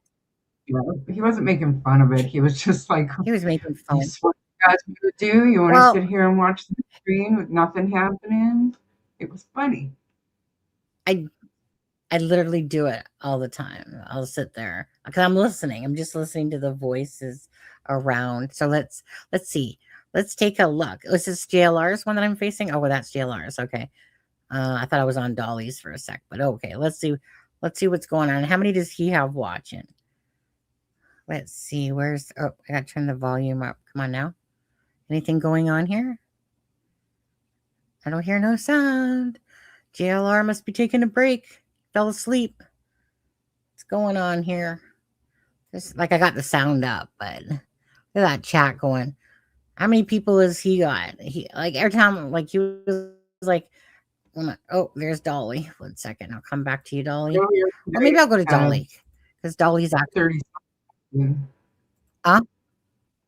yeah, like Earlier today, he's 37,000. sitting. Yeah, yeah. When I looked, it was like 26,000. And is this Dolly? No, is this Dolly? Yeah, that's I Dolly. do Let's see too. what Dolly said. When I'm watching true crime or anything, I mean, his coverage of the Diddy trial was bar none the best. He did phenomenal. Who's Dolly's? Pascal? No, Pascal. Who's? Pascal. Yeah. You know what? I haven't You watched it in a snore, while. wake yourself up. That ain't good. That ain't good. Let's see what's going on. I'm just taking a boo. Oops. Yeah, his camera's basically just facing that house. What At the happened to time, their it was light like ordinance? JLR. Because they're Yeah. What about their light pollution going on? Here. an awful lot of lights when the cops couldn't even bring their lights in. Sorry, I had to be a smart ass. Let's see. How many does Dolly have in his right now? Dolly has it says started seeing Dolly's been sitting around 2,000 something. Unless I need to refresh. No, I'll hit refresh. Let me see. See if it sometimes you have to refresh, but let me just see if those numbers change. No. Just show you go jail to $20 a night, but you'll probably get stabbed. Oh Lord, I don't want that. Maybe to help out with some flowers. Well, thank you, Pat. All right. Well, thank you, Dolly. Have a good time there. So he just got there today. Dolly did. Oh, he's getting ready to wrap it up there. No sense in going to JLR. What I want. Oh, I wonder if this is the one that has it. Let me see if People are saying that Brian Enton did an update here 20 minutes ago or so. Oh, let me go take a look. Did he? Brian Enton. Let's take a look. Let's see what Brian Enton is munches. That's how I feel about Brian Enton. He's got like these perfect lips, nice salt pepper hair.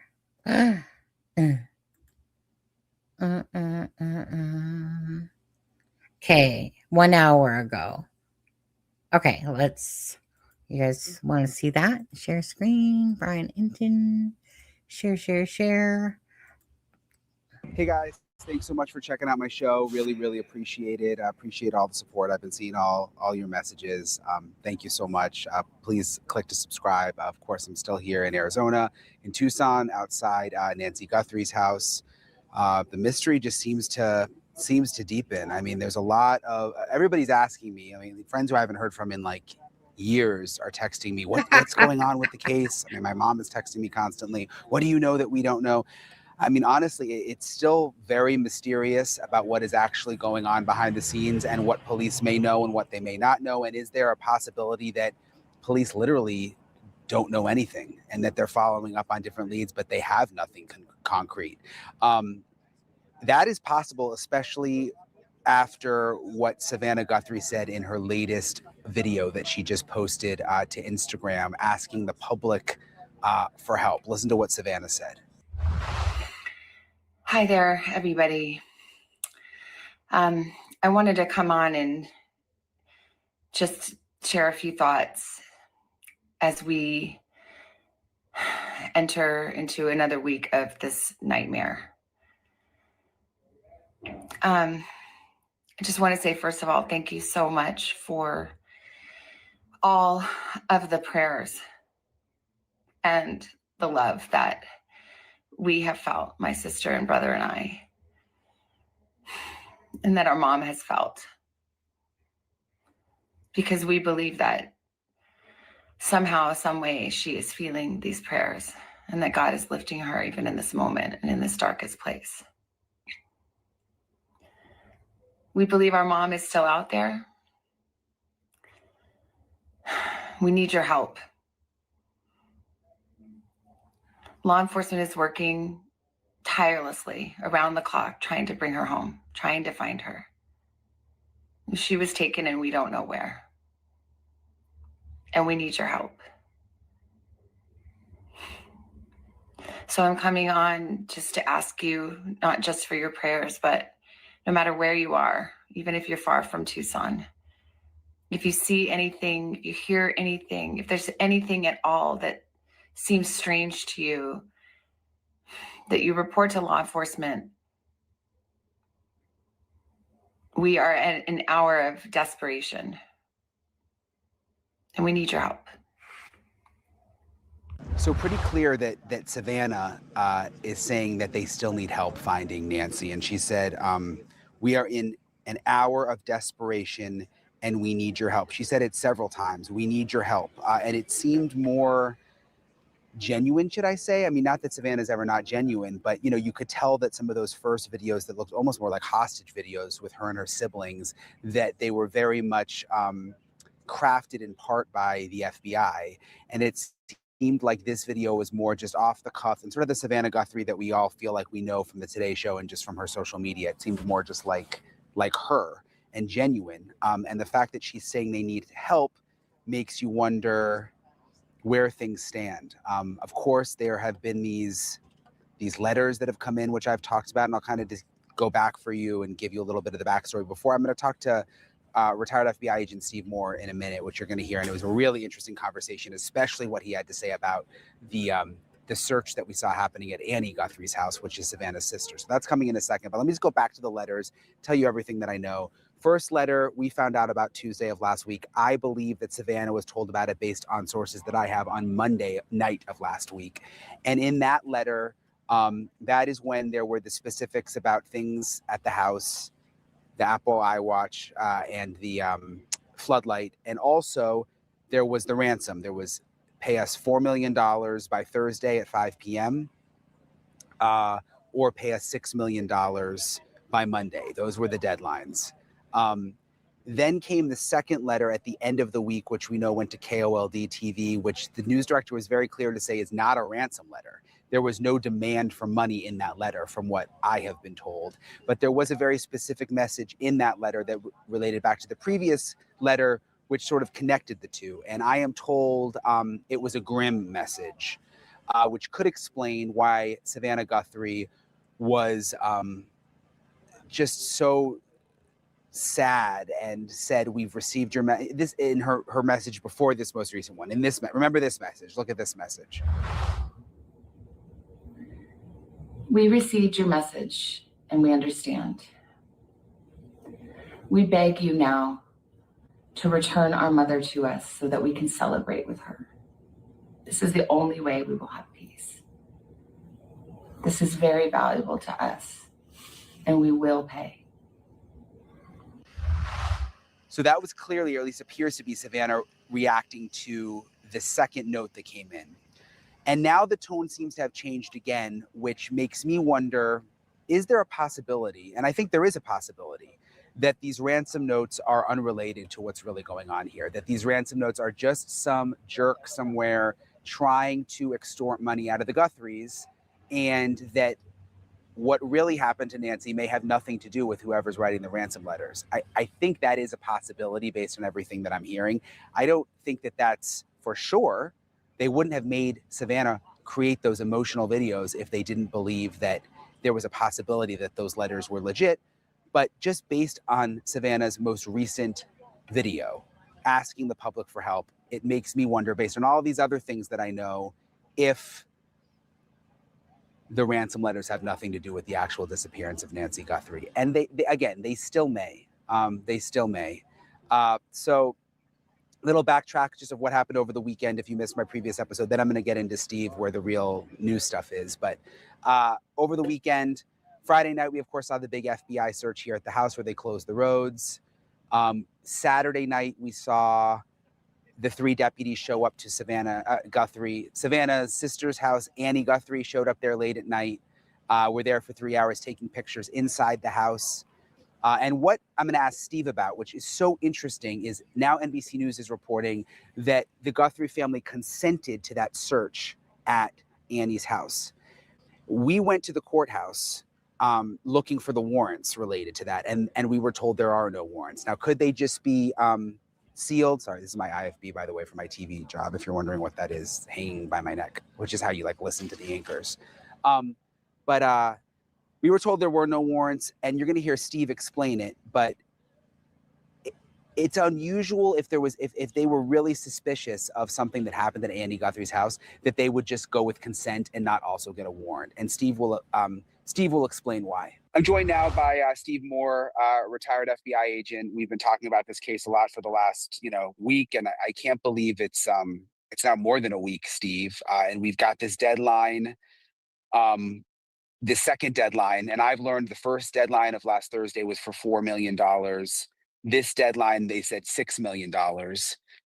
What do you think is happening right now? I mean, that's what everybody wants. It's quiet right now. What do you think is going on behind the scenes? Yeah, it's only quiet where you're standing, because somewhere they are getting ready to transmit ransom. And this is going to be tough because you have to come up with $6 million cash. Doesn't matter how much you're worth. I mean, most people who are wealthy have their money invested or tied up in assets, things like that. It's going to take a lot of work to free up $6 million and then get it into a means to transmit it to Bitcoin. So there is a lot of work going on, and the FBI is also preparing for the payment of, and a lot's going on. The FBI special agent in charge made clear the other day that, at the end of the day, it's up to the family whether they pay the ransom and whether they release these messages, and they guide them, but it's their decision. Right. If you were working the case and working with them, I mean, what would you be telling them right now behind the scenes? I would be like the agent in charge there, telling them it's your decision. I would be, however, giving them my every bit of the wisdom that I had, every bit of the experience I had, and giving them advice based on that, not binding advice, obviously. And there's a lot going on behind the scenes that we don't know about, and those things are going to affect what the FBI is going to recommend.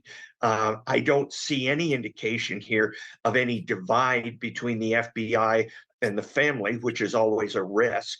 The FBI says if you do this, if you don't pay, or if you do pay, it's the worst possible scenario. And the family says, I'm going to do opposite because I just have a feeling, or I'm going to pay because I don't, and this is legitimate, I don't want to. I just have to laugh for a second. Did you guys see JLR walk behind? Did you guys notice that? No? Was I the only one? No? Yeah. Anyways, that was JLR in the red shorts. I did not know. Yeah, I was like, if anyone doesn't know JLR, but in Delphi, do you remember when he's like, Richard? What did he say exactly? Something about Richard, you killer. So whenever anyone from the news was playing their clips on Delphi, all you hear is JLR's voice in every audio out Is that there. who that was? Yeah. You didn't know that? I didn't know it was JLR. No. Yeah, it's like Richard, something about, child killer, whatever he said, something like that. I can't remember the exact words anymore, but every freaking audio clip. What, Char? Why did you do? Why did you do it, Richard? I think that's Yeah, what that's it it. was. Yeah. What Richard. did you do, Richard? Yeah. It's like he's everywhere. So as I was watching this and I saw JLR in the background, it made me just crack up. All right.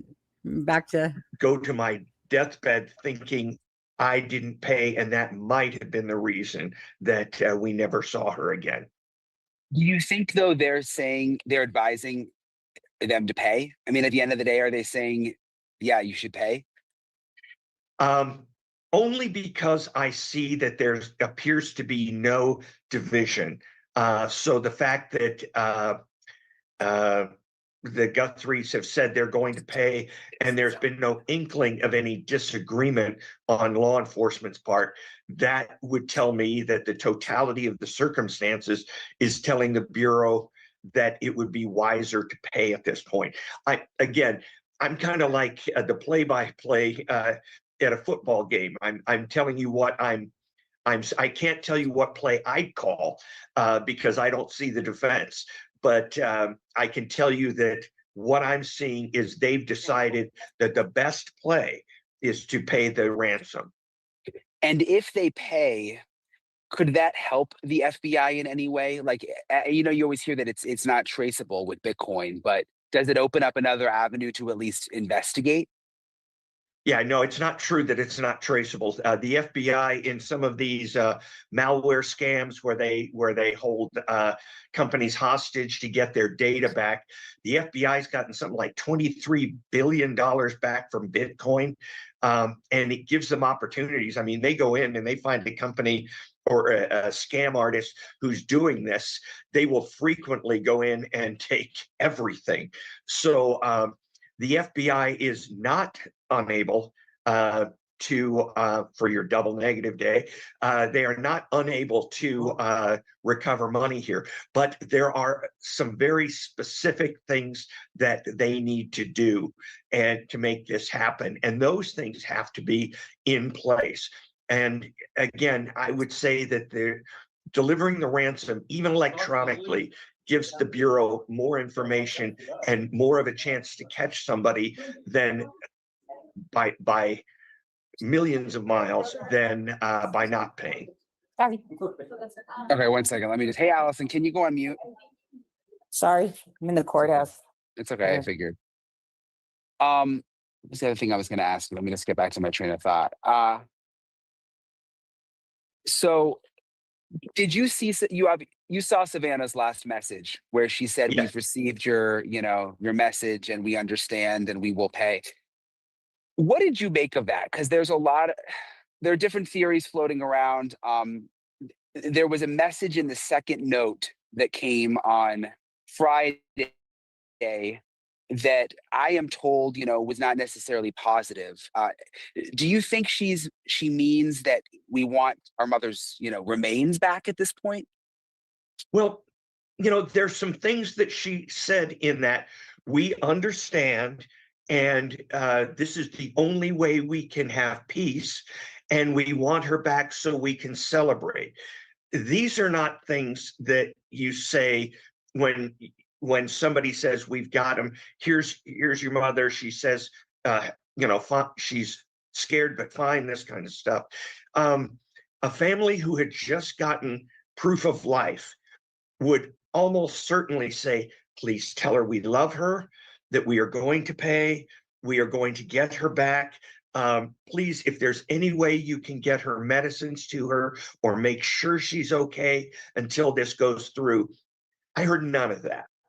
And so I don't know, obviously, any more than anybody else on this side of law enforcement, what was in that note. But I think it's plausible that there's something more that they know that we don't.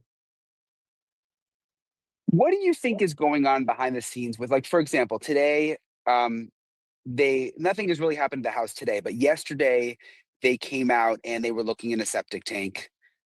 Friday night, they towed Nancy's car and were searching the house. Saturday night, I was at Annie's house and deputies came and were photographing the inside of the house.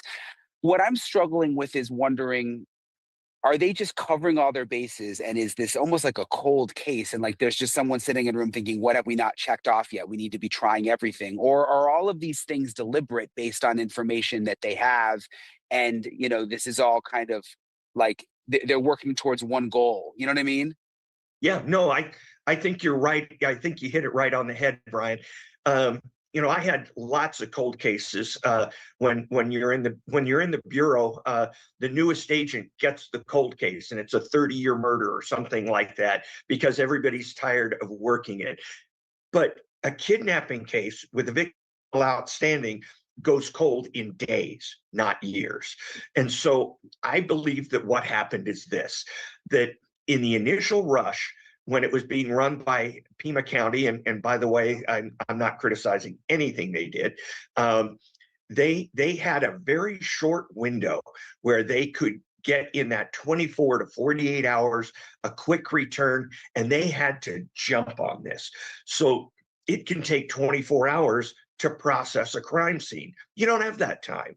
So they went in and they got the evidence they could get as quickly as they could get, the most obvious evidence they could get, and proceeded with it.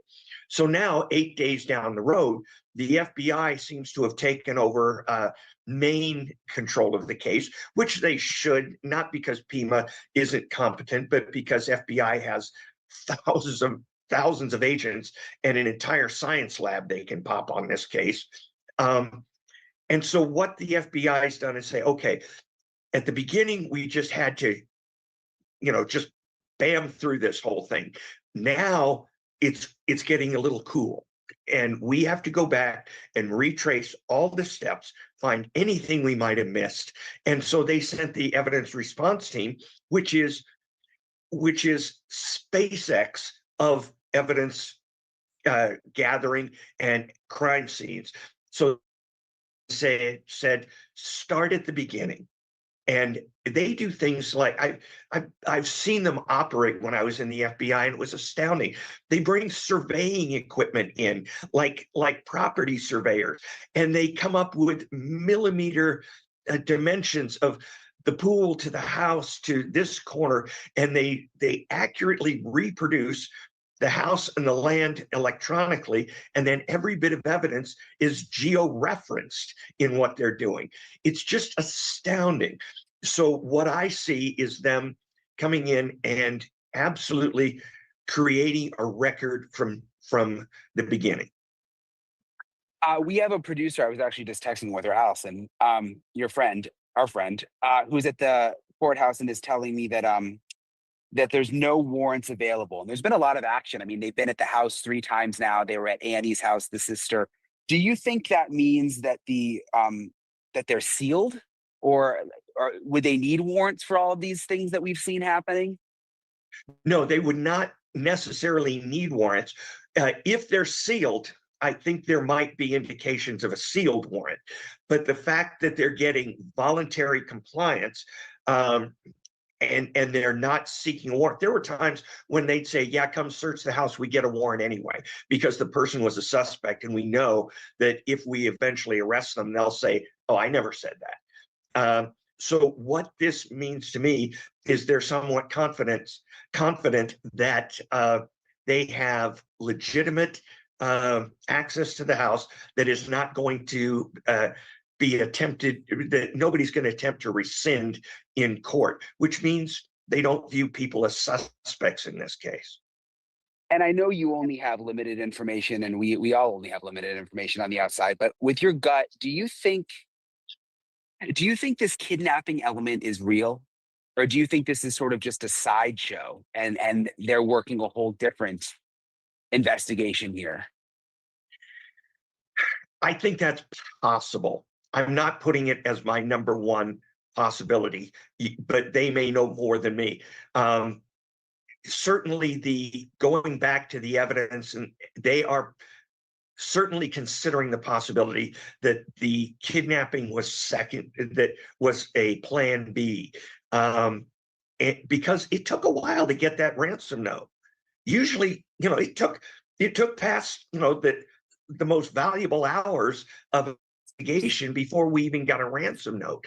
So it's possible that they were attempting something else and are turning it into a ransom to cover up something. It's kind of possible that it could have been a residential burglary gone bad. But in that case, I don't see residential burglars having the wherewithal to come up with a complicated kidnapping plot.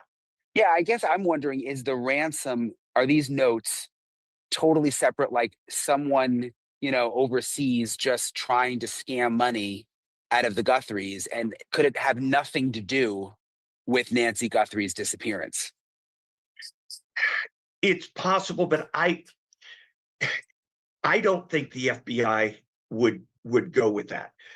They have to have provided the FBI with something that would indicate that they that they know what's going on in that house.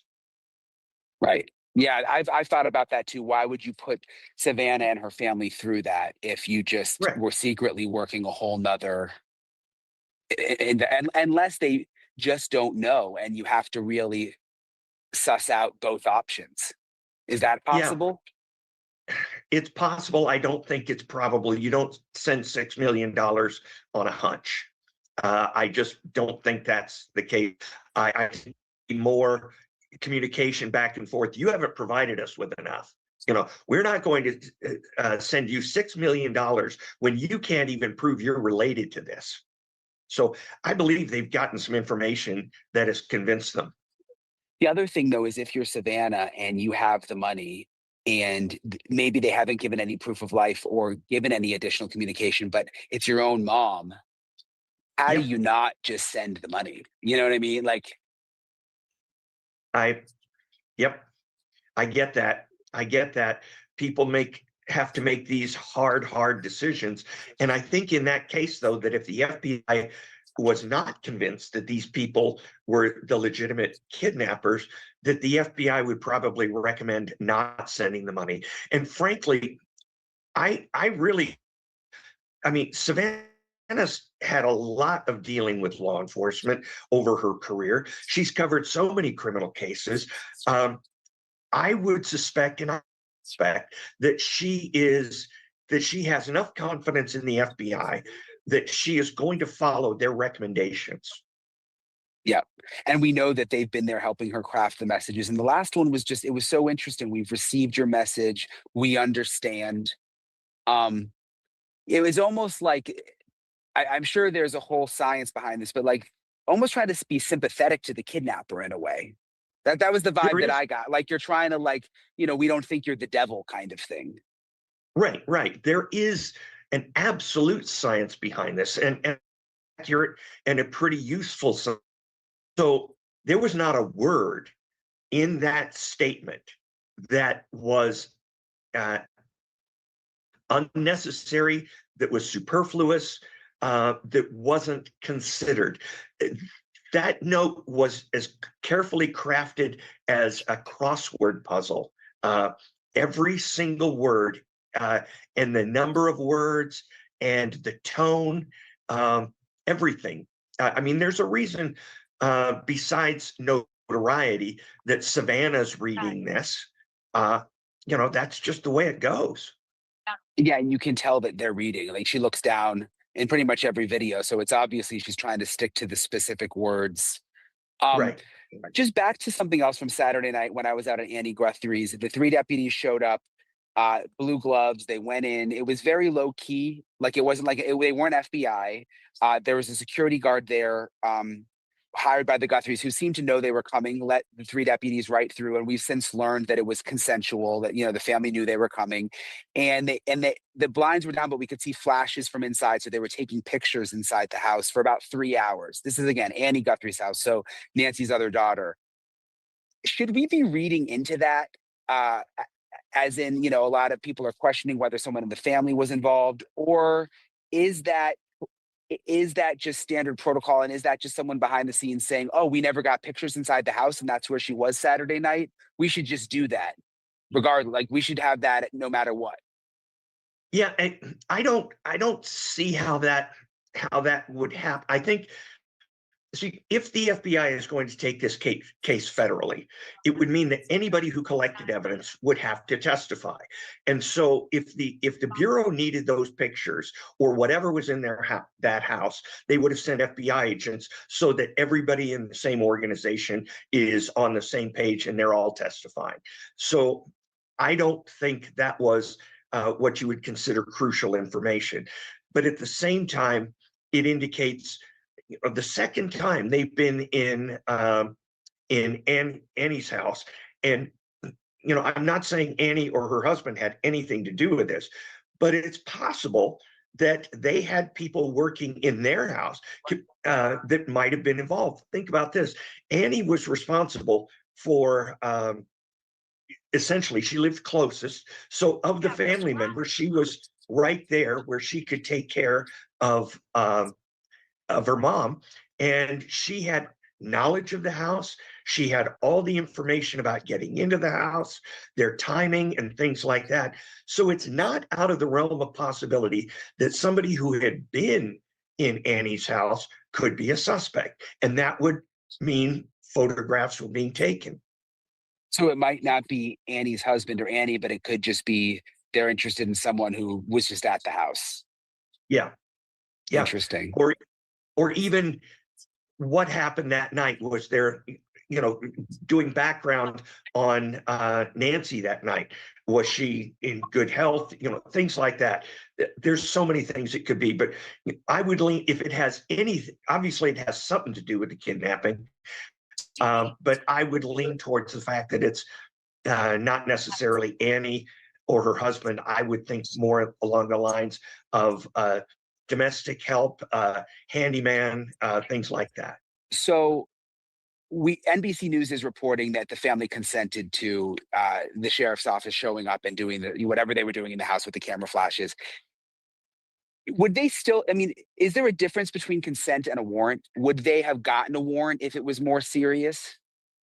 Well, here's the thing. If you are searching somebody's house, is potentially a suspect, and they give you consent to search, a good lawyer will always try to get that consent revoked at trial. They'll say, oh, they didn't tell us what they were searching for. They didn't tell us we were suspects. There's so many things that they could bring up and say, we would never have consented had we known, blah, blah, blah, blah, blah. And so you tend to, those type of searches become extremely vulnerable. So I would never, at a suspect's house, except in exigent circumstances, accept a consent search without a warrant. And once I started searching, I would have people at the courthouse finding a magistrate to get a search warrant. That is so interesting, and really, really important, I think, because I hadn't thought of that, and that really adds something. The other thing I wanted to ask you is, she's 84 years old, Nancy. Everybody with older parents knows you have a lot of people that start helping. You've got healthcare aides, and you've got, housekeepers and pool people, whatever. She's got a really nice house. I'm sure there's a lot of maintenance. Do you think they're looking into all of those people? Absolutely. Every single person who's been in that house for the last 5 years is going to be looked at. This is why the FBI is so important. They can get so many resources in there to just track these down. And I've got to tell you, I remember maybe the last 5 kidnappings on which I did something, surveillance, SWAT arrest, or whatever it was, or investigative work. Every single one of them was somebody who had either been known to the family or in most cases had been in the family's house. So if they didn't know Nancy, it would surprise me. Yeah. Well, thank you, Steve, as always. You're so helpful. So we really, really appreciate it. Thank you. As always, I really appreciate Steve Moore for taking the time to talk with me. His expertise is amazing. He had an incredible career in the FBI. So, and he's worked kidnapping. So getting his perspective on all of this is really, really helpful. So I'll continue to be out here, obviously. Shout out to Mo, my cameraman, drone operator, just helper all around. And he got me this smoothie from Tropical Smoothie. And no, this isn't like sponsored or anything, but it's so hot out here that, we actually realized that we can Uber Eats smoothies, which has been like a lifesaver the last couple of days. So, it's such a heavy, sad story. You got to kind of keep yourself going. And my heart, of course, goes out to the Guthries, Savannah Guthrie. And I just hope, I think everybody hopes, obviously, that this will have a happy ending. I mean, what an amazing thing it would be for us to be able to cover Nancy Guthrie coming home. So It's really the end of it. I'm sorry, I gotta crack up, honey. When we just realized we could get Uber Eats out here. Anyways, so Charmaine, quickly. Not quickly, it's whatever. What do you make of it now after listening to that gentleman and we don't know about the ransom being paid. We don't know. Even though I know TMZ said that they could look at the big what do you figure? I'm back to where I was, before today's message from Savannah. I'm back to thinking that they were told possibly that she left alive and possibly she's since passed and they were told that. I don't know. I know. It's more and more sad. Every time I hear anything, it gets more and more sad. Absolutely. Exactly. At the end of the day, it's always about the missing and the murdered, the victims of anything that I personally ever do, first and foremost. And so, yeah, behind like all this action and whatever is a mother that's missing, 84 years old, has health issues going on, and just knowing that there's nothing. Obviously we wouldn't be sitting here talking about this case if there obviously wasn't, that people in this world do sad shit to people. It's crazy. Maybe they all burn in hell, okay? Like tenfold over all these people. But go ahead, Charmaine. Is it possible that there was like an accident or something at Annie's house and they're going to great lengths to cover it up? Like she never actually made it home, but maybe her Apple Watch did, but that doesn't explain her pace. Well, no, her pacemaker would be with her wherever she was. So I don't know. It's devastating to think that this is reality for this family, and I don't know. I know. Go ahead, Melissa. Oh, it's my turn. Okay. First of all, I thought I heard you anyway, but no, I guess it was Charmaine's. I mean, like Charmaine said, the Apple Watch and the pacemaker it would have been, but something I found weird towards the beginning of what Brian Anton was talking about. He said that the kidnapper said it's going to be $4 million if you pay by Thursday, but if you don't pay until Monday, it's $6 million. That just that seems weird to me. That doesn't seem like something that would be said, but I think a lot of our thoughts here, as we've discussed them tonight, kind of coincide and align with what that FBI agent said as far as what would be done and things. But I was surprised to hear that even if they had a consensual search, that they would go ahead and get a warrant just to cover their butts. I hadn't thought of that. But are they only focusing on this as a kidnapping? Like, have they brought dogs out? Have they searched her entire property and like beyond? Or are they just focusing on this as a kidnapping? We heard that I heard one of them yesterday talk about dogs being brought out. So yeah, I mean, to me that would be like a natural thing to do for pretty much any case, especially when there's like someone's kidnapped or abducted but yeah, so heard that there was dogs that were brought out for people that were obviously there. Can't remember where I heard it. I just heard it yesterday somewhere. Because somebody asked that question and they said, yeah, dogs were brought out. So, yeah, I feel like at this moment the gardener is the person now, because I feel like now if that was a consensual search, in a sense, right, and it didn't need a warrant, because that if there was anything that they felt was some guilt, or knowledge, or suspected, that they would have dotted their i's and crossed their t's on that. So if there wasn't any warrants, then that leads me to believe then that they're really not looking at Tomato Guy there and Annie. You kind of take away from that a little bit, Charmaine? Would you say the same a little bit now? If it was just a consensual search? Because to me, I can't see them slacking on that. No, No? not even if they release the scene 4 times. What do you? I know, right? I mean,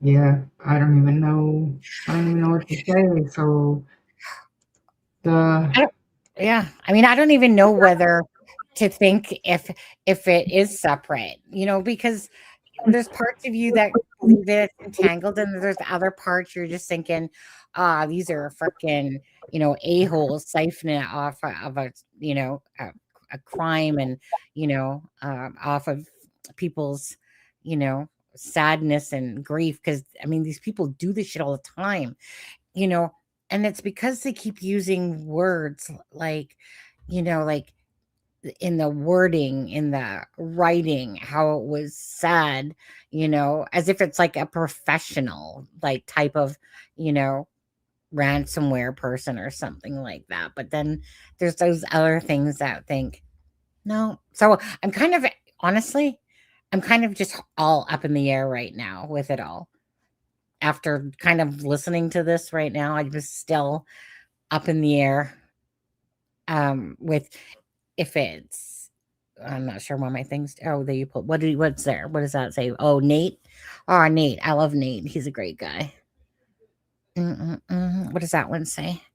Here, I'll make it bigger. Go ahead, Jermaine. can you make it bigger or no? Yeah, I just did. Okay, well, I mean, I can't zoom in anymore, so I'll just read it. Nate Eaton said the FBI released this following statement. This was 1 hour ago. For more than a week, FBI agents, analysts, and professional staff have worked around the clock to reunite Nancy Guthrie with her family. The FBI is not aware of any continued communication between the Guthrie family and suspected kidnappers, nor have we identified a suspect or person of interest in this case at this time. Additional personnel from the FBI field offices across the nation continue to deploy to Tucson. We are currently operating a 24-hour command post that includes crisis management experts, analytic support, and investigative teams. But we still need the public's help. Someone has that one piece of information that can help us bring Nancy home. We need that person to share what they know. Please call us at 1-800-CALL-FBI from the Pima County Sheriff's Department. Investigators have not identified any suspects, persons of interest, or vehicles connected to Nancy Guthrie.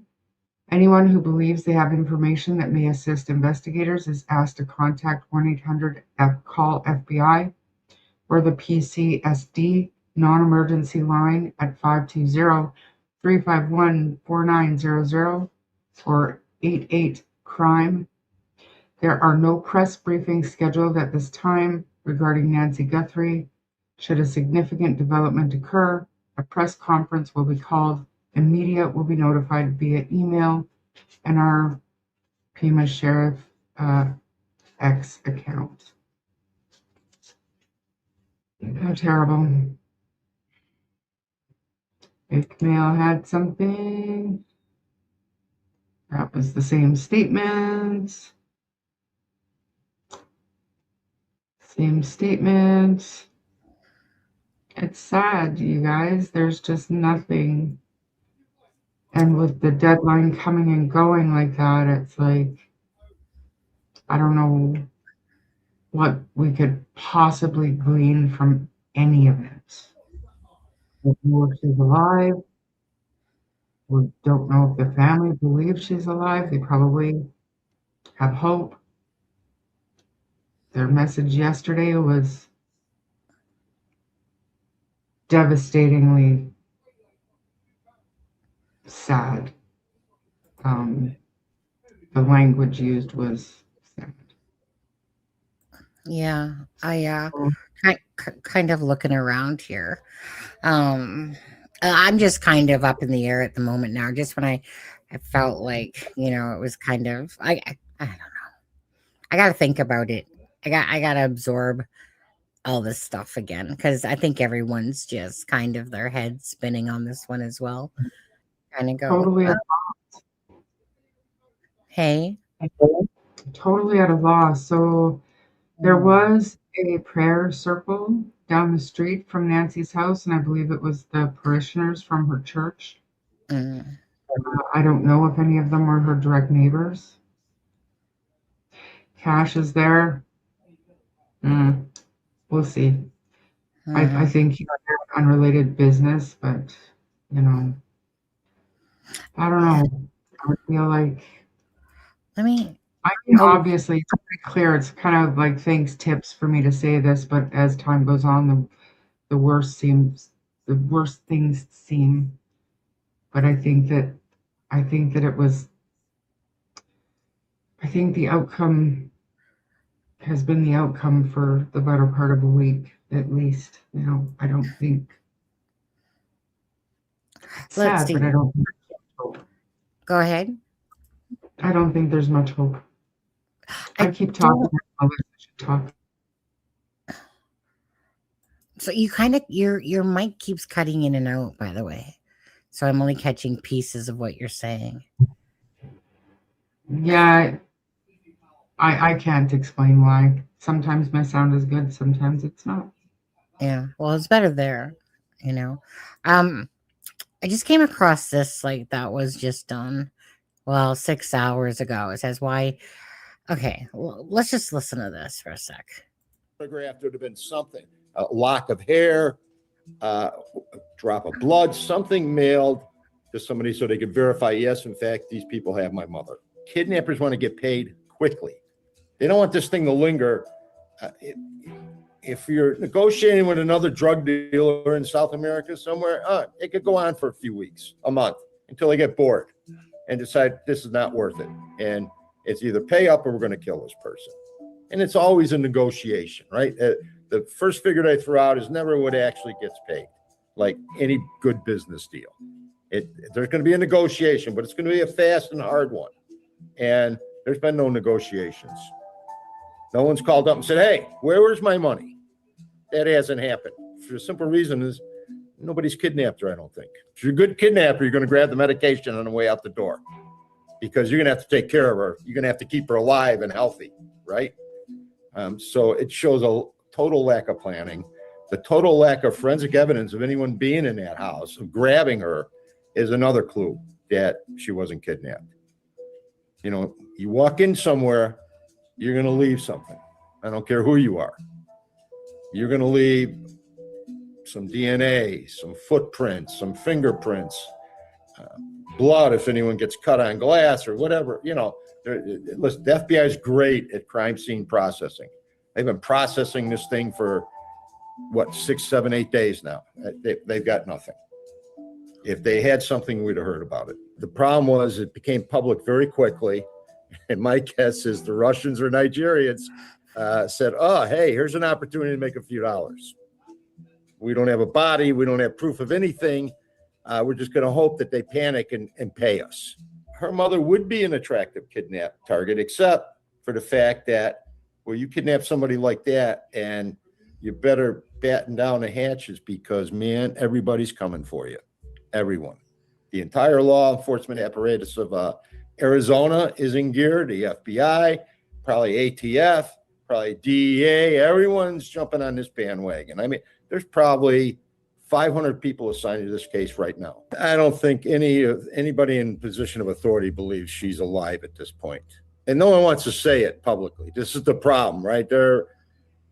Listen, when you see the FBI in the roof a week later and helicopters have been filming that roof for nonstop for 7 days, we're reaching. They got nothing else to do. They've got nothing left. And someone said, hey, get up on the roof, take a look again.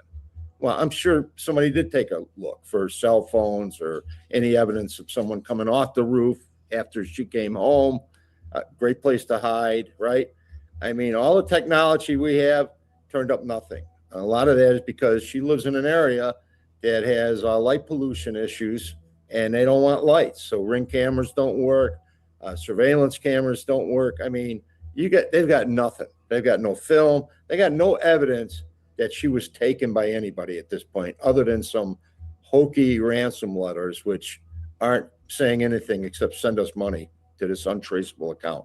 I think, unfortunately, it's going to end badly. Mrs. Guthrie is probably going to be found deceased somewhere. I doubt she walked off and someone picked her up and, they're eating tea and cupcakes somewhere in Arizona area. I very much doubt it. I mean, she has medical issues. I think if she was taken, we'd pretty much know for sure at this point she was really taken. There'd be some forensic evidence to help indicate that happened. Because the feds aren't talking about it, I'm pretty sure there's no forensic evidence. Shar, just quickly, if you can see that. So it's not still the best picture, but you can see the home that's to the right up in the corner up there. Again, the next home is where these big bushes end here. Another home across the street. So just and it doesn't look like the brush is that thick, but like I said, Brian Enton out there with that border patrol officer indicating the daylight. It's absolutely with the noise pollution ordinance. Right. Unbelievable. And to think that was such a good point that he made about, so if you go into a house, you're going to leave something behind unless you're Brian Kohlberger and got, a hazmat suit on, which, maybe possibly they did, but you know what I mean? Like they would have left something. So if they didn't find any evidence of somebody being inside that house, maybe it's because that person had been inside that house regularly, like a man or a gardener or right? It's sad. Yeah, that's kind of where I was at. It's like it's him saying that no evidence of anybody being in the house just screams more to an inside job, whether that be family or caretaker or somebody she's got, garden or pool or whatever. Because that means they're normal to be there. It's not unusual for their DNA to be in there or a hair to be in there, in my opinion. But one thing I haven't heard any of the stations mention is, did Nancy have Wi-Fi at her house? And if she did, are there any devices that connected around that 1:45 to 2:30 time frame?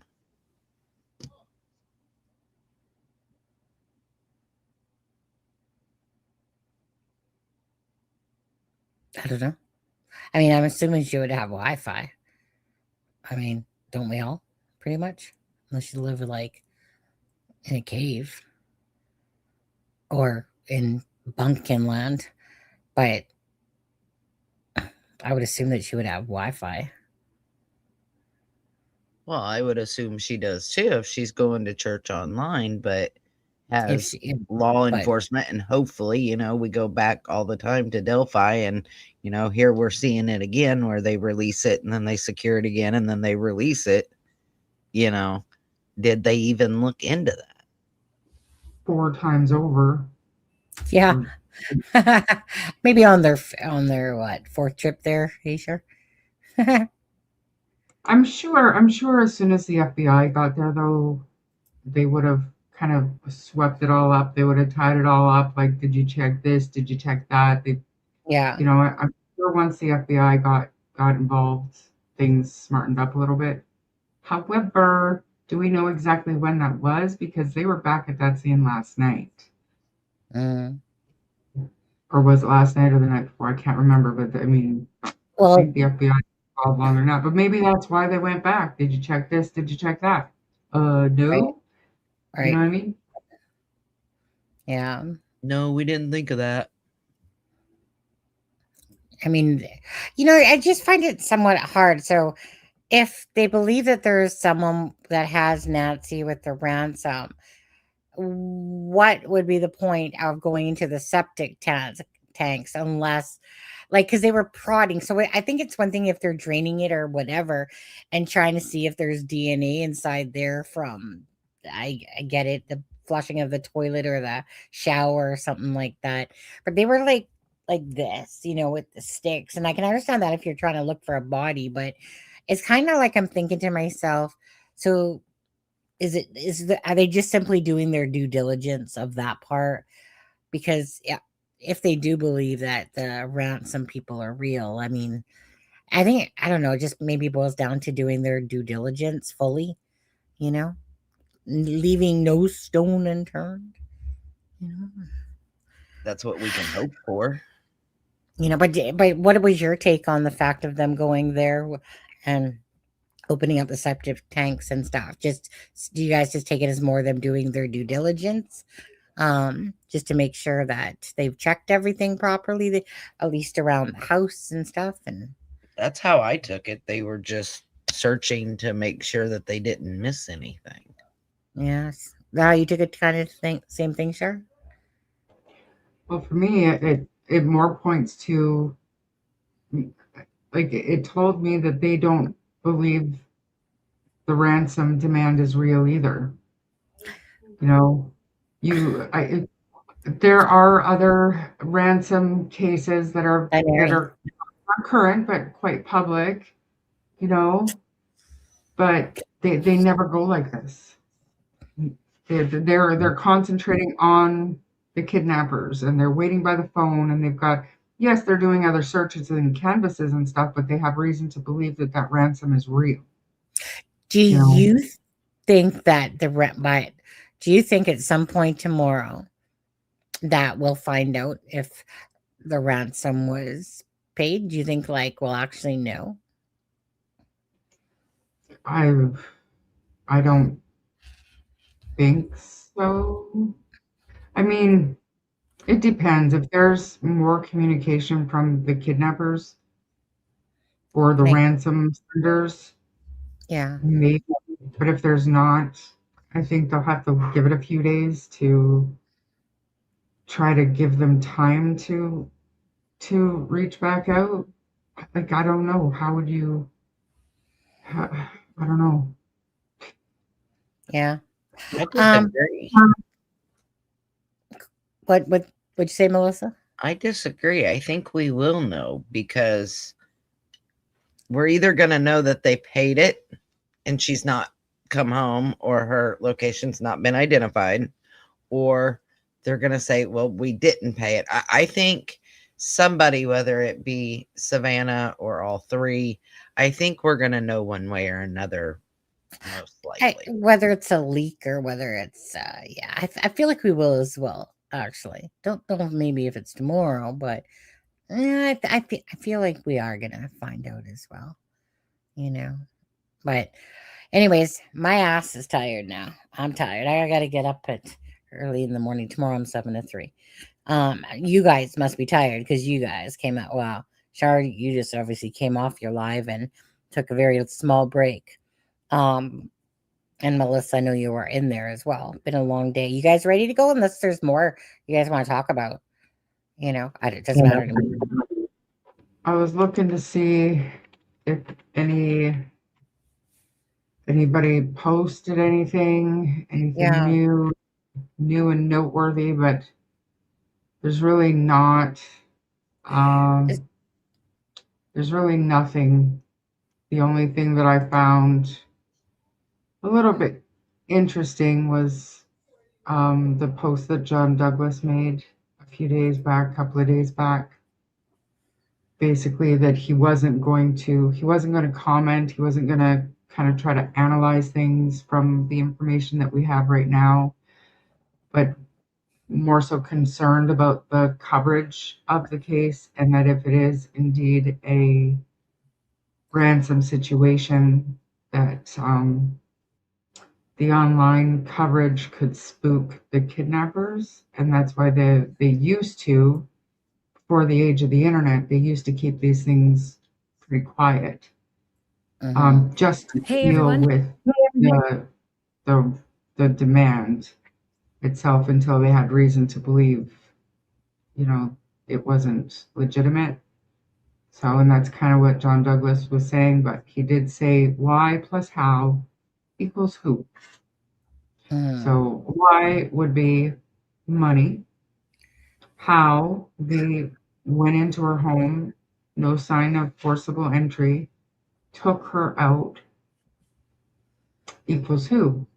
And I mean, I don't know. I say gardener, handyman, pool keeper, Mailman. or family. Who is somebody that knew how to turn off the camera? That is where you start. Turn They it didn't off? turn it off, took it. You mean they smashed it? I don't know. It says disconnected. No, So the camera does that wasn't mean it was smashed? Does that mean it was taken?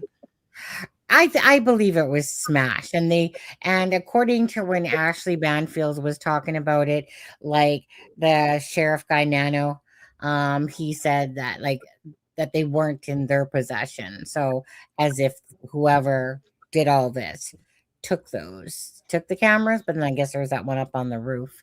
But Well, the only thing the timeline says is 1:47 a.m. a doorbell camera at Guthrie's home disconnects, and we saw it on Brian Enton's video. It's gone. They took the doorbell cam.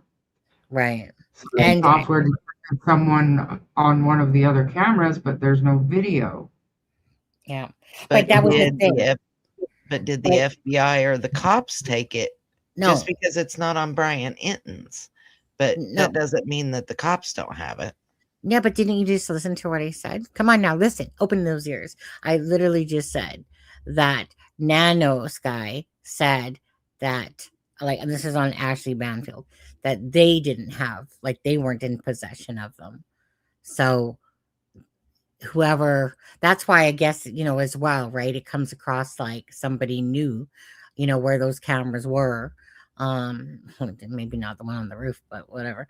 But that, yeah. So because that's what a lot of people were wondering, right? Like, does police have the cameras? But Nano, like I said, sometimes he's like loose lips on there, and then next thing you know, he retracts and shit. So Ashley Banfield is one that was talking about the smashed. Nano was the one that was basically saying that no, they don't have them in their custody, as if the people that perpetrated the Nancy's kidnapping, abduction, whichever, took them. That makes 0 sense. Because that would mean that they have to come up on the porch, take the camera, put it in their pocket, take off with the camera, get rid of it so that it disconnects from the house. They got to take it far enough away, it disconnects from the house, and then come back because the pacemaker ain't disconnected yet. So then they have to come back again to the crime scene a second time to gain entry to kidnap her. That doesn't make any sense. They would have literally, for it to disconnect, they would have had to been far enough away from the home, far enough away from like mine. It has like a little battery thing. 1 second, Marie. According to Nanos, there was no cameras on the inside of the house. I'm just going by what the sheriff said when he was talking. Do you guys, I mean, like I said, are you guys ready to go? If not, I can pull up that. I got that one up where he's on Ashley Banfield talking about a bunch of shit. That night. That's why I was kind of like, I'm ready to go. I think we call it a night and trade. Yeah, no problem at all. I can play it another night anyway. We'll just put all those little clips together. Okay, are you ready to go, Shar? Yep, I'm good with whatever you guys want to do. Yeah, you know what? I will, because yeah, I gotta get up early, and I wanna take a boo around, see what's out there for the information and shit, and just chill and relax with my iPad in my bed. Yeah, that's what I want to do. So That's good. yeah, so we'll see. It's just sad, simple as that. No matter what, any of these cases, this is why it does suck to be in true crime, because it was never my intention to ever be in this space, at all. Because it's just heartbreaking. Like, it's just when you think the nasty world out there, it's just heartbreaking. You got 2 children, Jack and Lily, missing, that are just innocent victims. And we have to sit there for 9 months later, watch a bunch of BS, happen in that case. And, all these children like Harmony Montgomery, Elijah Vu, little monkey there, what's a Vaughn, and just all these cases, time and time again. It's just heartbreaking that people are so sadistic and cruel in this world. So I really just wish them all evil. I don't care. I'm not one of those forgiveness types. Go fuck themselves, fucking assholes. And whoever is doing anything to this too, have a cup of go fuck yourself from me to you on this one, fuckers. Yeah, it's just so sad. Watch all these people in such pain and agony. Well, let's just say this is all going to be about the root of all the evil, money. This is going to be about money. That's what this is all going to be about, is money. And to watch all these people suffer because of, just greedy, sick, twisted people. I'm sorry, but it's no different than those fuckers that are sitting there trying to scam old ladies all the time, or people all the time. They have no qualm about taking someone's retirement money over there in their fucking butt fuck country over there. It's just sickening when people just don't care about other humans and stuff like that. But anyways, that's now. I just get pissed off. Anyway, all right. I'm good. Yeah, it's sad. Hey, it's sad, and it's never ending. There's always more evil doers and people that just want money, greed, control. It's just, and it's one thing to be that way. When it's not impacting other people in a sense, for the nastiness of this world, fuckers. But anyways, are you doing a live tomorrow on anything, Shark, to let people know? Or are you just not sure yet? I'm not sure yet. Today, I mean, Jack and Lily, it's a struggle to, keep the conversation relevant. Really, really stretching, and I'm not one to just make shit up, and my questions are running thin because the sources that we can get answers from are not truthful, and the bias is, it's disgusting. You're either on this side of the fence or you're on that side of the fence, and it's like somewhere in the middle we can find some common ground and maybe get some relevant information to talk about, but there's nobody that's close to the case that is willing to do that. So it's becoming challenging. We'll see what happens when March 2nd comes along and see what all starts becoming of that, I suppose. Actually, there should be something soon here as well. But other than that too, like, again, me, Charmaine, Melissa,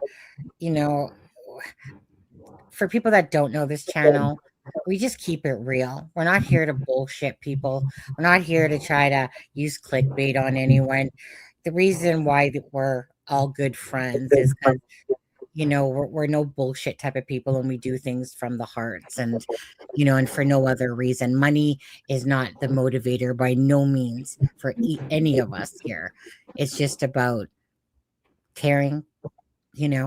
Didn't, like I said so many times, I try to talk myself out of even freaking doing true crime, but I keep thinking about all the good reasons for it. On top of that, that's the only thing that ever keeps me going in true crime, because the sadness part is thick. But Charmaine, Melissa, what a good group of bitches we are. Just saying, right? Yeah, we do what we can do. Yeah. We keep it real. We don't typically sugarcoat anything. And sometimes I feel bad when we're talking about cases because I don't sugarcoat. But I just don't. I don't see a point in sugarcoating bullshit. Call it like it is. Call a spade a spade. Like that guy that we just played. I like people like that. That's what I like to watch.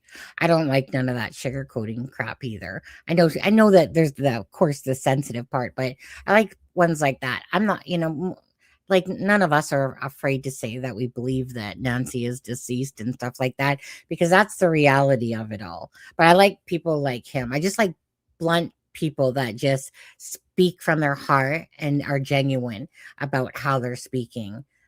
So those are the ones that I love to watch. But anyways, guys, all right, that's enough. I'm gonna call it a night. You guys are gonna call it a night. You guys, Melissa, you guys is from Indiana, so she's 3 hours different. Charmaine's in Alberta, so Charmaine's at I guess 8 o'clock almost. I'm in the Vancouver, Canada area in BC, so I'm at like 7 o'clock. So yeah. Anyways, you guys, see what it is tomorrow. See what happens. Okay. Thank you guys all for being here. Appreciate you, Lacey. Nice to see you back again. It's been a minute. I knew that was you as soon as I saw your name, but Sharon, mods. Anyways, everybody, just thank you guys for being here and watching it. And prayers, regardless, for answers for what happened to Nancy Guthrie and the families. Anyways, okay, guys. Have a good night. Good night, everybody. Good night, Mary Ellen. Night, John Boy. Wait 1 second. Night. Hold on. Good night, crispy bacon. Crispy bacon. All right. Where's my outro? Somewhere here. All right. Thanks, guys. Thanks, guys, for being on here. And don't forget, in the description of this live, of course, is Charmaine's channel, True Crime Story Podcast, and AJ, Melissa's channel, American Justice. Melissa, definitely try to help her out, get to 500 subs. If you're not, Melissa, what are you at right now? Quickly. I think I need 10 to get to 500. You got no subscribers during this live at all? No. No. Oh, okay. Did you want to drop your link quickly before we head on? I'm sure there's some 10 people that we could torture to subscribe to you. Let me pull everything up because that's a process. Hold on. Yeah. Oh, I mean, I can. Oh, no. See, when I'm in this mode, I'm not really sure where I find it in this mode now, ever since they changed everything. Oh, is it here? No. Yeah, I'm not. Before I could just go, I got to figure. I figure out how to do the live stream, like why that thing changed now. Like I figured where I enter my stuff. But there's Melissa's link. There she is right there. Yeah. Oops. I think I keep taking it, putting it up in Charmaine, and then we're catching each other wrong there. But anyways, you guys, American Justice, Melissa, she's, she's trying to get to 500 subs at this moment. By tomorrow, what, 5 million, Melissa? Agreed. But no, if you guys could just help her get to the 500, it's that first little plateau with YouTube, where you can have community post and, yeah. So if you guys can help her out, that would be amazing. Or for anyone that's watching this later and that. And of course, Charmaine is True Crime Story Podcast. on there. Oh, you wait. I haven't. Wait, wasn't that a members one? Your daughter was on there the other day with you. I believe you said. She was, and it was just for like chat control, so I went and I marked it public. But just it is really challenging trying to tell somebody about the Jack and Lily case who hasn't been following it. Definitely. It is challenging. So Yeah. it was good. She did good. She did well. At the end of the day, she thought Daniel's guilty of something. So she got a pass. Lord. Oh, Lacey said she just subscribed. All right. Do I hear two? Do I hear two, three? Let's go. All right. Closing out, guys. Have a great night. Thank you guys all for being here. Bye-bye. Bye-bye. One more big night. The world is cold.